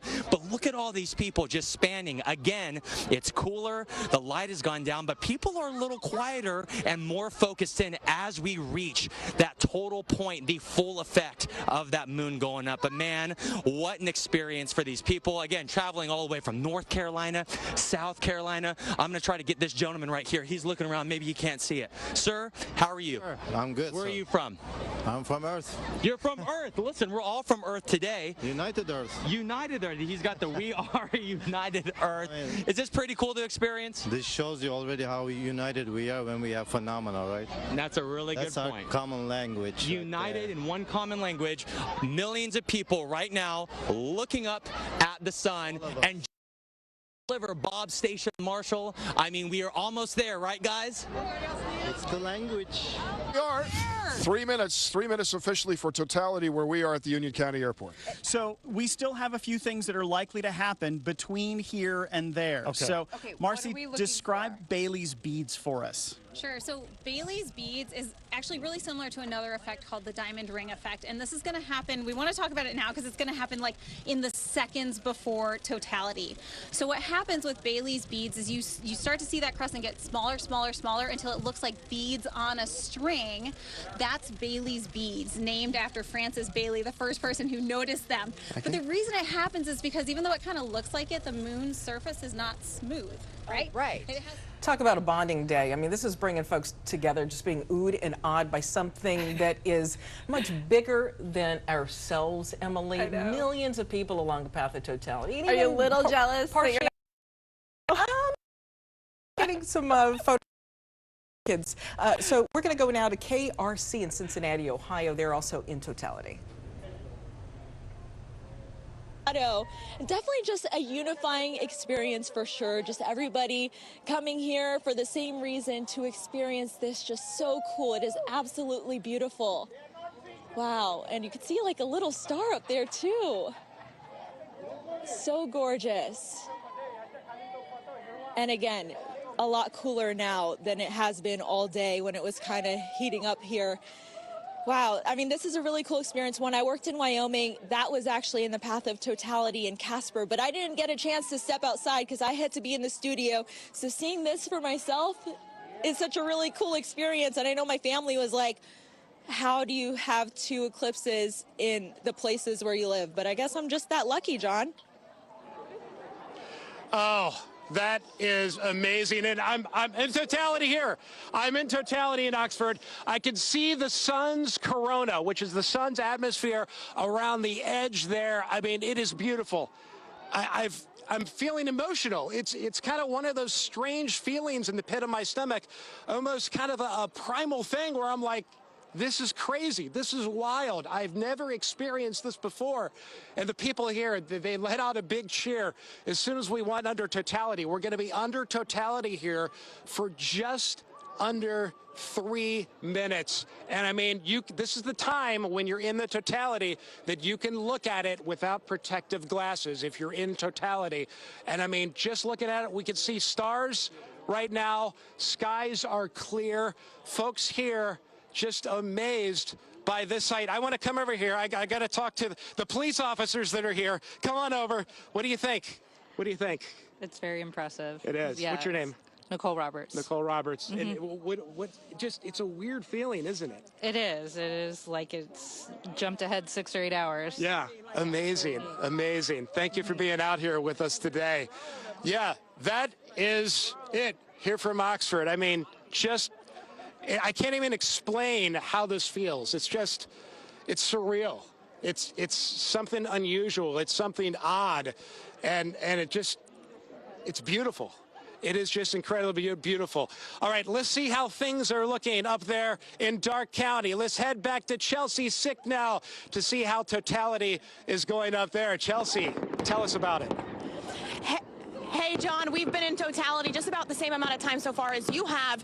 We are here for just under 4 minutes. We will be in totality. Take a look at this. Have you ever seen fireworks at 3 o'clock in the afternoon? This is in Rossburg, Ohio, the Eldora Speedway, about 2 hours north of Cincinnati. We are in totality right now.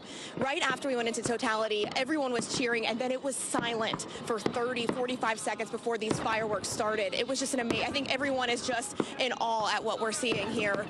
It's just beautiful, and I'm here with Aaron. You traveled from Fort Wayne, just north of Fort Wayne, Indiana, to be here. Just talk about this experience for you. You've never seen a total solar eclipse. Never in my life. This is the coolest thing, aside from the birth of my children, that I've ever seen in my life.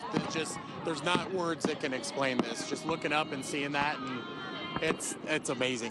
Okay. I can't put it into words. And how did you all get here? Did you guys come today? Did you get Yeah, we came today. The kids, luckily, they canceled to hop in, and my here to see this. So my dad, my stepmom, and all my family's here to watch it. It's amazing. And are your kids here with you as well? That's them up there? Yep, that's them. What were they looking forward to the most of this? Could they even understand what was going to happen? They didn't until they saw that, and I could hear them from standing over here. And one of them didn't even want to come, and I'm glad she did. Yeah. I said, you'll regret not seeing it because it's a once in a lifetime. Yeah, and you didn't even really know what to expect, No. but you knew this was a big deal. Yeah, because I saw the one in 2017, and it wasn't a full, so we didn't get the full effect. So looking up at it right now, it almost brings tears to your eyes. It's awesome. It really does. It's like almost like I don't even know what to say to describe it to people, because I mean it happened pretty fast. We're starting to see it get a little bit brighter out here, but to see fireworks, I mean, I just can't get past this. Yeah. And they're beautiful. I mean, you can really see them. Talk about your experience driving down here. Did you all have any issues at all? No, surprisingly, we came early. We heard that there may be a lot of traffic, and then once we got here, we heard that in Fort Wayne it was bumper-to-bumper traffic on I-69. So we're glad we came early and avoided all that. Why the Speedway? Why Darke County? Because we come here every year for the Eldora, either the Dream or the World, and we're like, hey. Those fireworks are really popping, huh? Right, yeah. Marvelous, spectacular, a lot of minds being blown right now, what they're seeing in front of them. It's amazing. All right, our live coverage of the eclipse across America rolls on after this short break.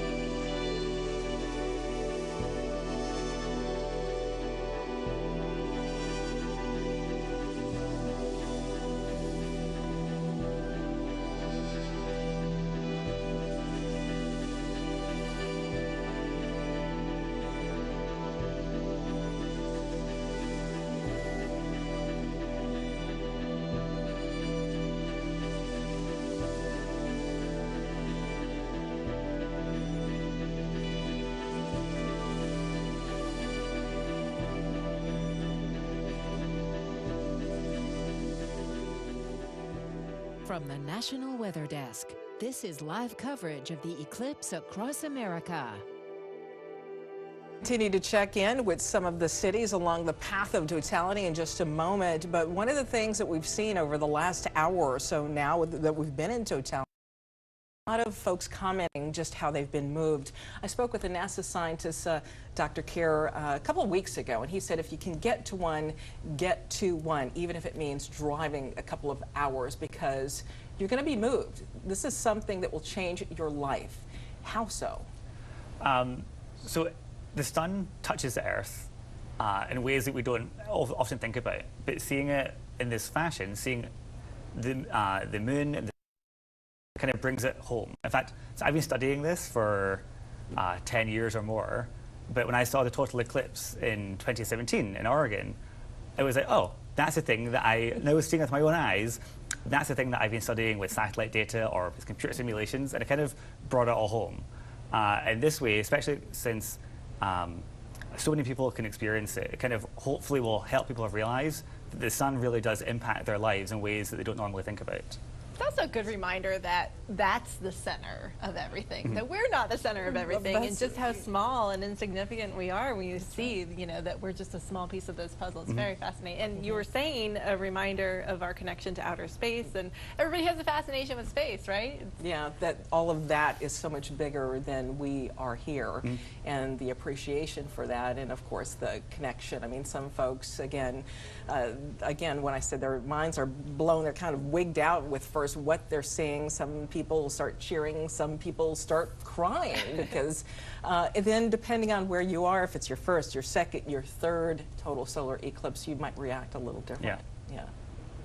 All right. All right, Rochester in Western, thank you so very much. Yeah, right around the corner here with our next totality. All right, Rochester, Western New York, next on the path. And of course, we have a station there that has coverage. Let's join our station, WHAM. Nice way to celebrate something special.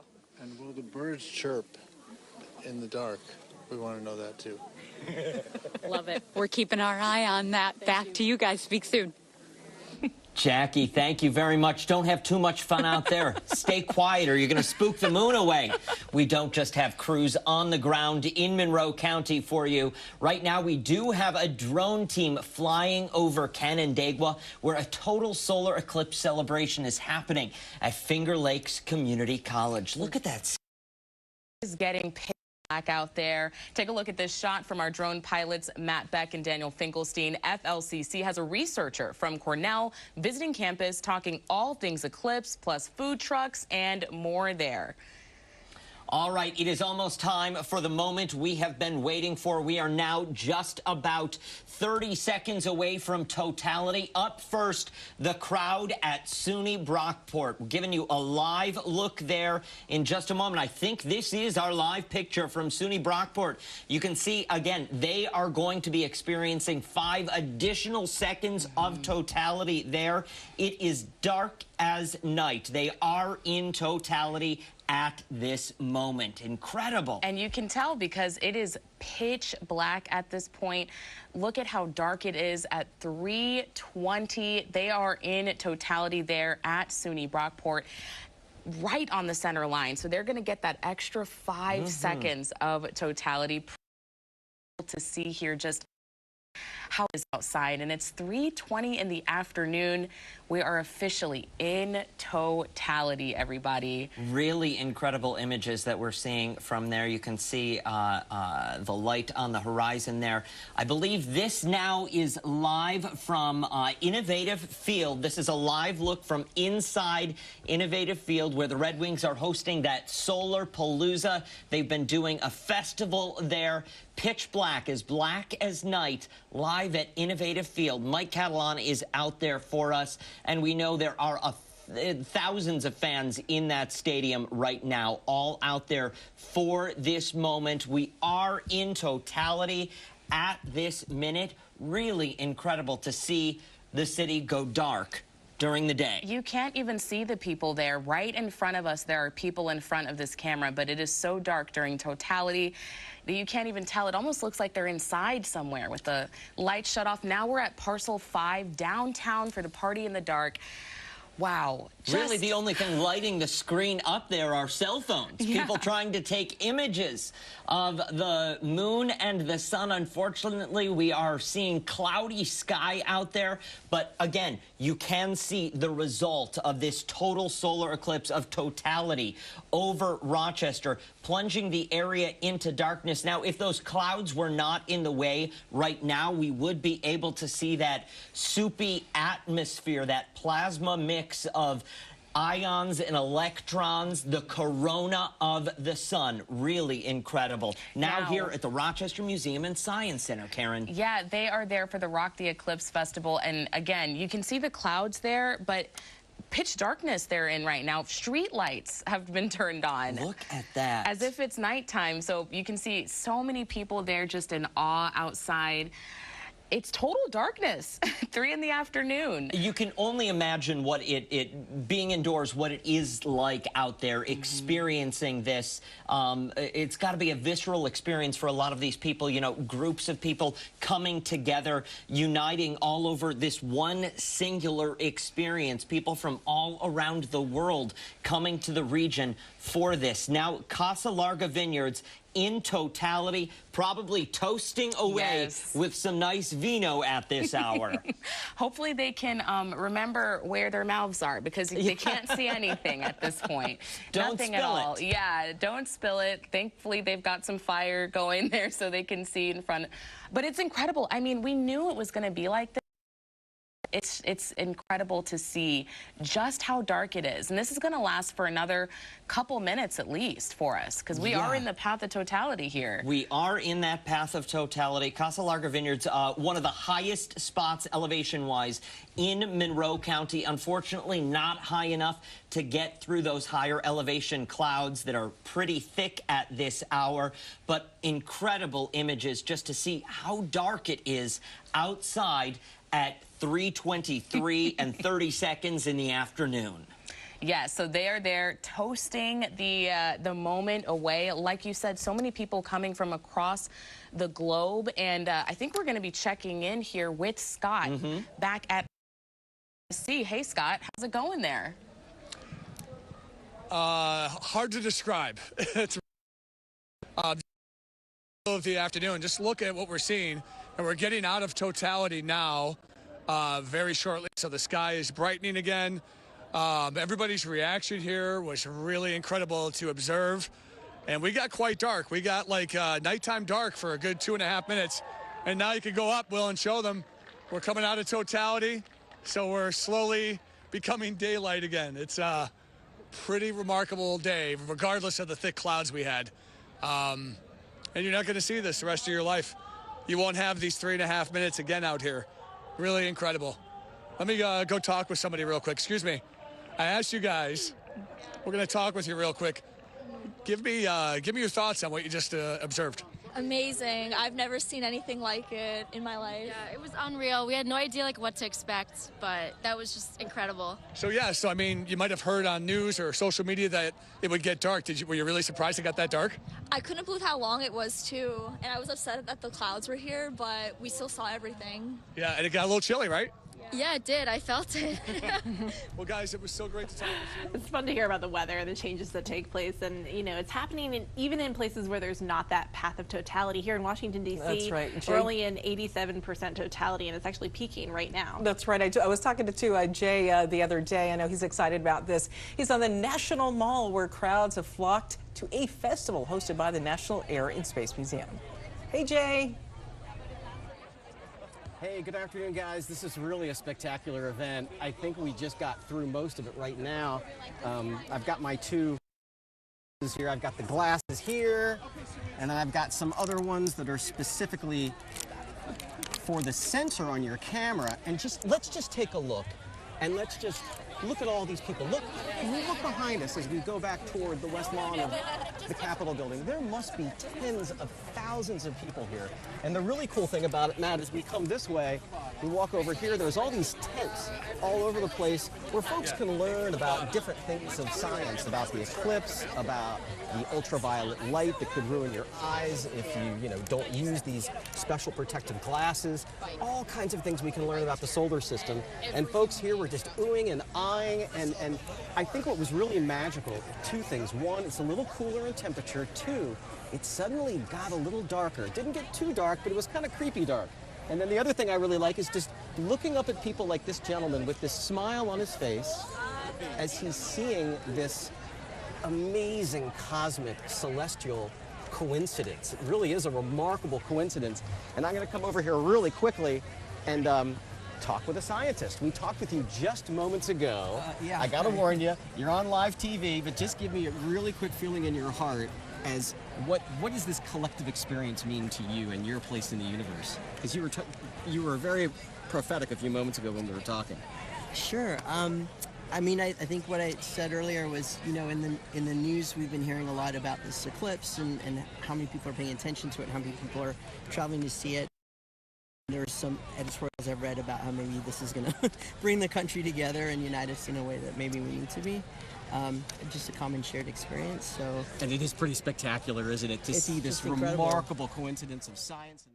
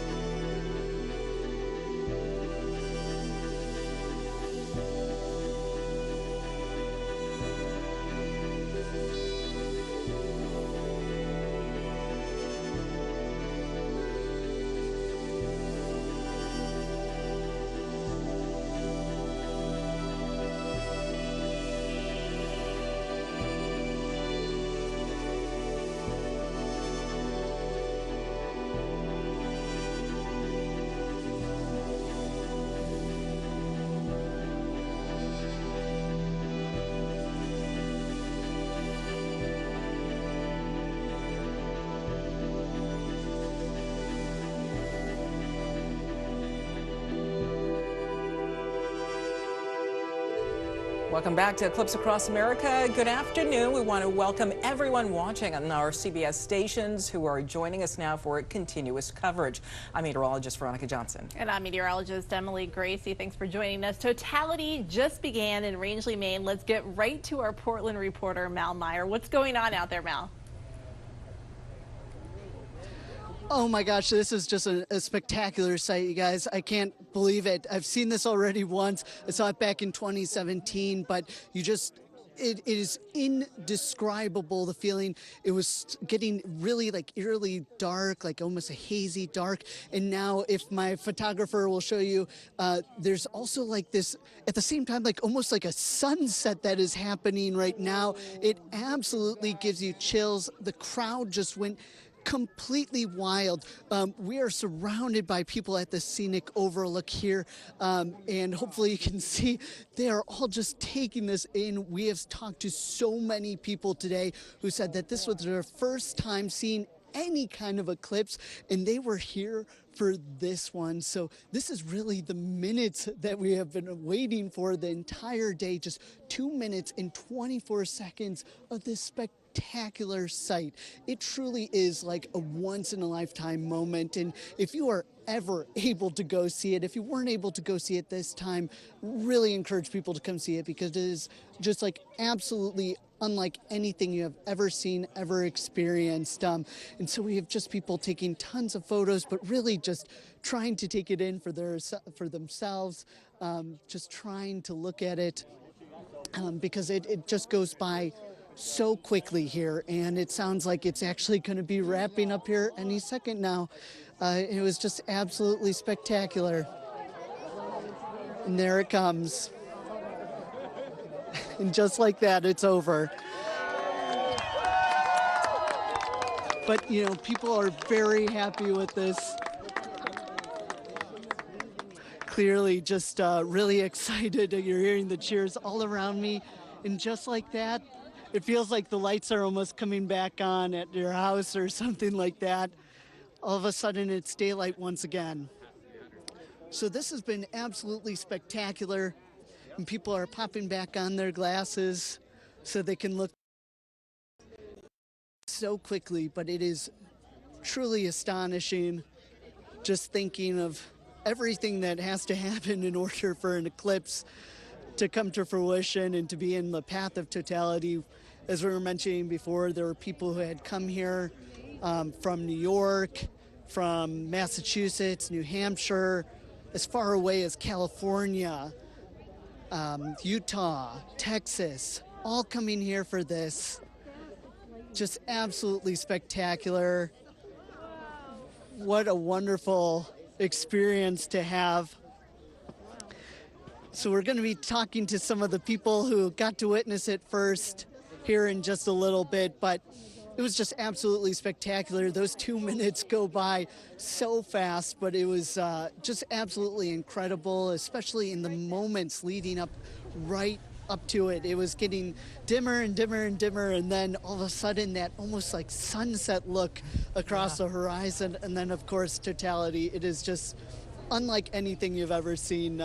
It sounds like people are already starting to pack up and head home, but it was just an absolutely spectacular eclipse. Mal, you're in the spot. This is the spot. This might be the best image we've seen so far of the eclipse, and we're hearing that you were in the path of totality for the 2017 eclipse. So I'm curious how the two different events compare, in your opinion.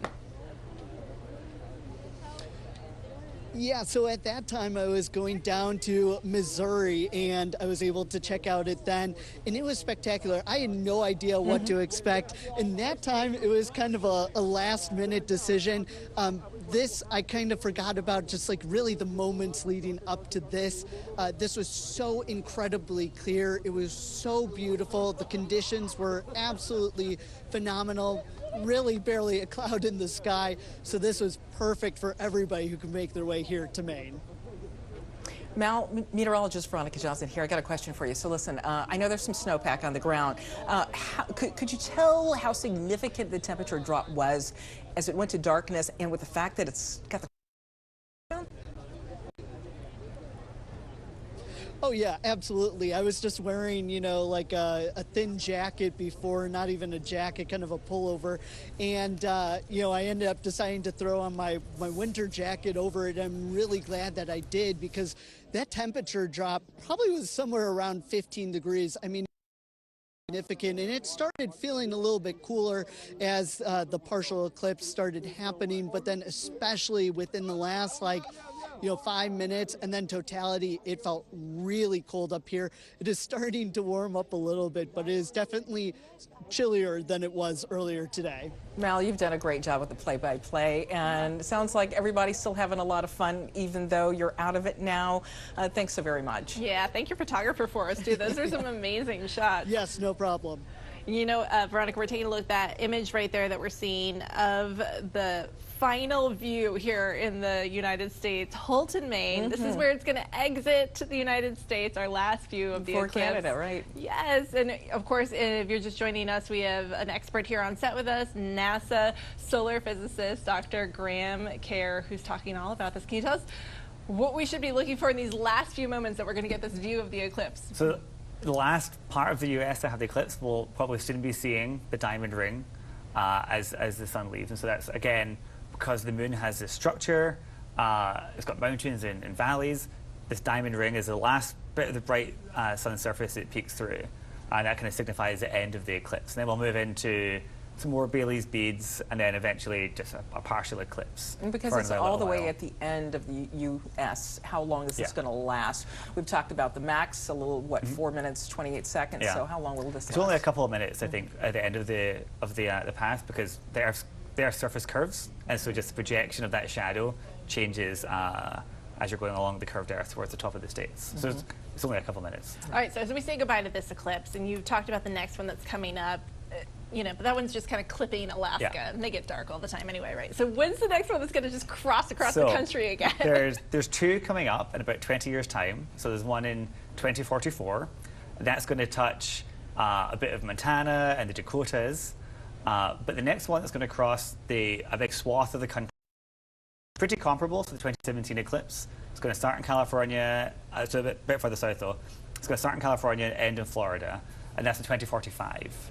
So we have quite a while to wait before we get one in the contiguous US. And the fact that this has touched 15 states, Dr. Kerr, 15 states, we know that social media, more people are on social media, more channels watching, including YouTube watching live. Could this be the most watched solar eclipse ever? It might be, and that's kind of amazing. So this is coming in the middle of NASA's heliophysics big year, because we recognized, hey, there's this annular eclipse in October. There's this amazing total eclipse that's going to touch millions of people, and millions of people will move into totality, and then at the end of the year we have some stuff happening as well.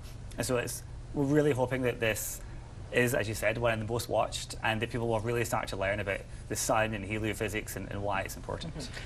Speaking of, and maybe this was just a rumor, but I heard that we first learned about the mountains on the moon from an eclipse back before we had any ability to like look at the moon through a telescope, that people were learning because of those Bailey beads about the topography of the moon. That I'm not sure. I'm not sure about when that started. I could be spreading rumors. It could be both. It seems plausible. But we've been studying really the sun for over a century, right? I mean, scientists way back, so it's not like this. I think we've been studying the sun in detail physics a bit longer, but people have been using the sun and eclipses and some of these features in terms of like sky.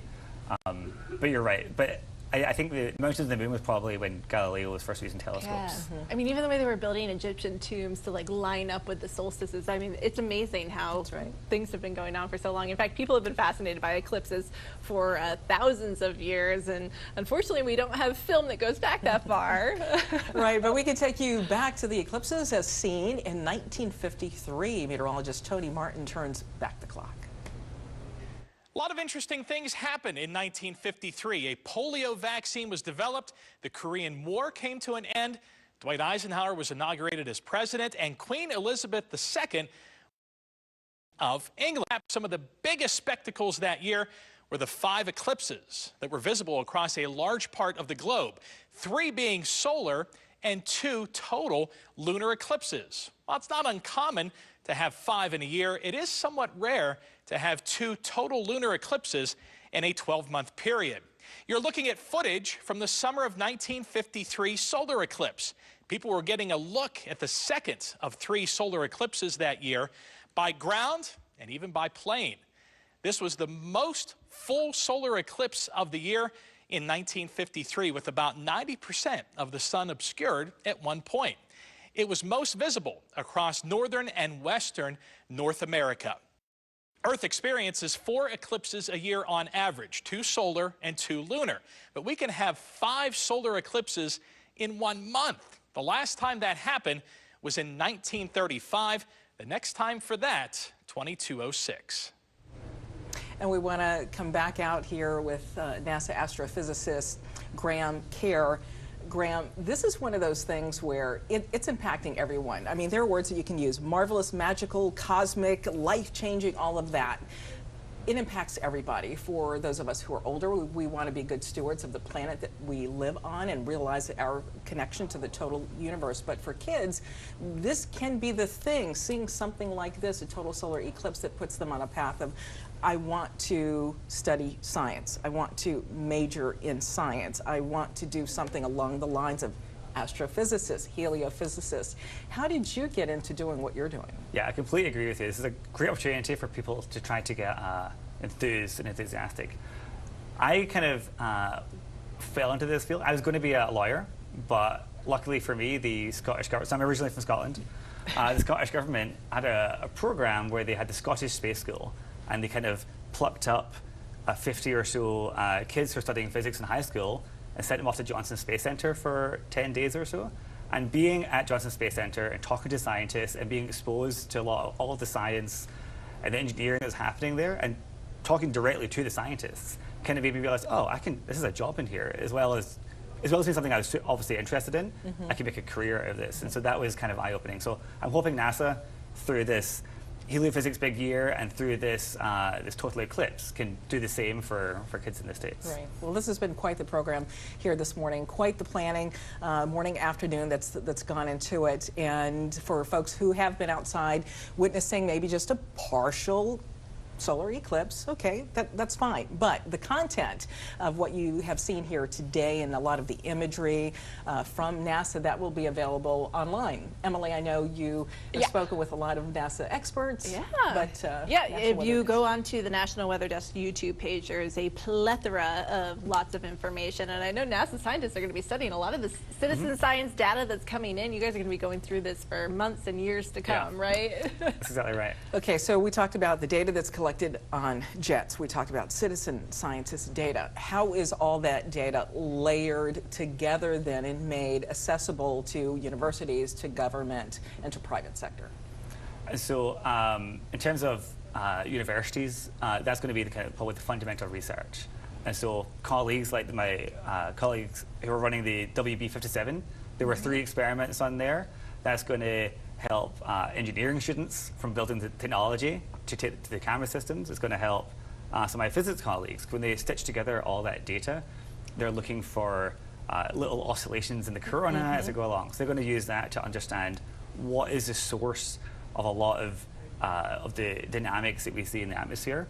In terms of industry, what we learn about the sun feeds directly in because, again, we're developing technology, but I mentioned a few times this thing called space weather. Space weather directly impacts primarily the space sector, but also communications. The more we learn about the sun, the more we learn about space weather.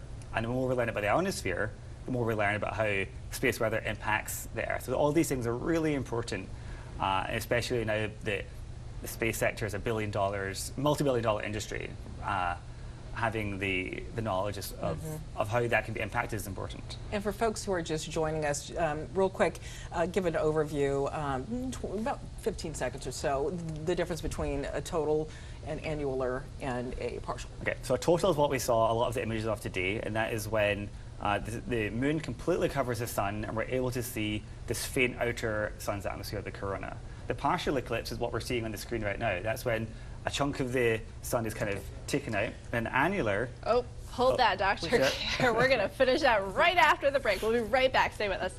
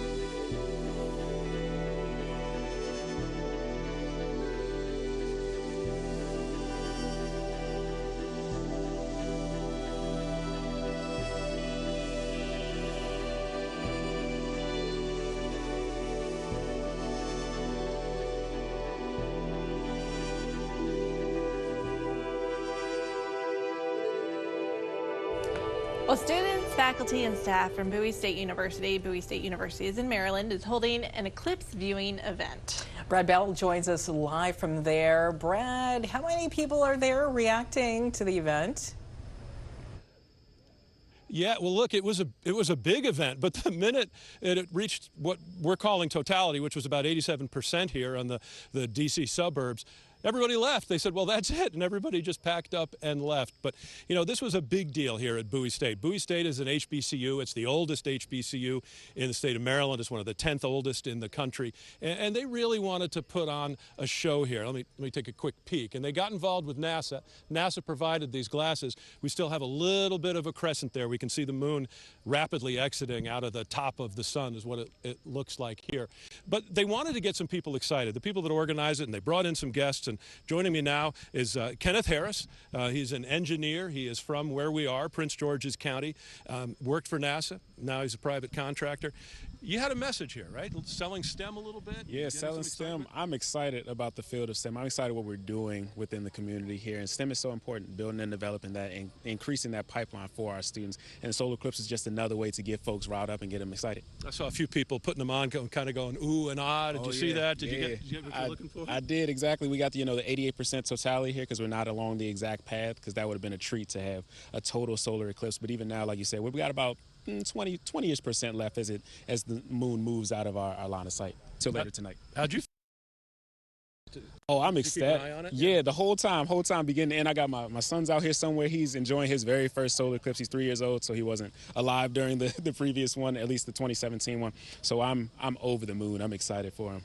Over the moon. The place filled up. Yeah. I mean, were you pleased? Did you expect that? Yeah, NASA donated. We donated somewhere around 2,000, 3,000 of these glasses. I think registration reached the 1,500 mark. So we are amazed by the turnout of the community. I saw a lot of small children running around here with their parents, as well as a lot of students that are from Bowie State University. Yeah. All right. Thank you. Yeah, thank you. I really appreciate it. Yeah, so this was a good event. You know, they had the band out here, the Bowie State band. They were playing the dancers. What did they call it? The dancing divas. They were up there and they were going for a good long time. But like thing, right when we got to 3:20, everybody looked up, they made an announcement, and they said that's it, and everybody filed out. But it was exciting. You could hear the people going ooh and ah, and what we had here with that 87% totality was sort of someone turned the dimmer down, right? It didn't get dark, but it wasn't fully bright either. It was kind of like dusk, and now things are brightening up again. We were very lucky that we had full sun, a little bit of high clouds, but they weren't there at that key moment. So this was a nice event, and you know, to not be in the totality zone and to have a place put on such a big show like that, it was an honor and it was a privilege actually to be out here. So we'll send it back into you guys now. How would you compare this one with 2017? Because I know you were reporting in 2017. Yeah. This was a little more, right? I think that's what the statistics show. It got a little dimmer, and I will also say in 2017, I remember exactly where I was. I was in College Park, Maryland, the University of Maryland College Park, and we had some cloud cover, so we couldn't really see it as well then as now. But it was great, you know. And with these glasses, you know, you really can see. And what we saw was the moon enter the sun from my perspective, from the bottom right, and it took its chunk out, and now it's moving out on the top, and it's quiet. We had that feeling of the eclipse, you know, that people look for, that you're experiencing something really different because the light is so odd. So this was, you know, a little bit more than in 2017. The next one is not for quite some time. I hope I live to see it. So for me, this was a thrill, and it was a pleasure to be in a group of people and to have these glasses provided by NASA so that we could keep tabs on how it was progressing. Absolutely. Thank you so very much, Brad. We were talking about in the past year, there's been 2 eclipses, but they're not the same. This one was a total solar eclipse. The last one, back in the fall, was an annular eclipse, and you were talking about that difference. Can you pick up on where you left off there? So an annular eclipse is when the moon is slightly further away in its orbit around the Earth, and so it's big enough as it's projected in the sky to cover all these. It was called a ring of fire. A big chunk of the sun, but all around the moon you have this kind of bright glow. And then, of course, during the total, it's closer, so we can block all of the sun. And again, the size, that size thing that we spoke about with the moon being 400 times smaller, it is so key, distance with respect to the sun. A lot of things have to come together for us to see this. It's really kind of magical that we're seeing it. And we get these lunar eclipses every once in a while, too, that now I don't think anybody's going to care about. Not quite as spectacular, right? What do we see with a lunar eclipse? During a lunar eclipse, so there are 3 solar eclipses, and that's when we have the sun, the moon, and the Earth lined up. But a lunar eclipse is when the Earth is in the middle. So what we're doing is we're blocking the sun's light from the moon. And in fact, the moon doesn't produce its own light. The moon reflects light from other things. And so we see the moon get dimmer. So if it's a full moon and we're happen to be during a lunar eclipse, you'll see the moon get this reddish color.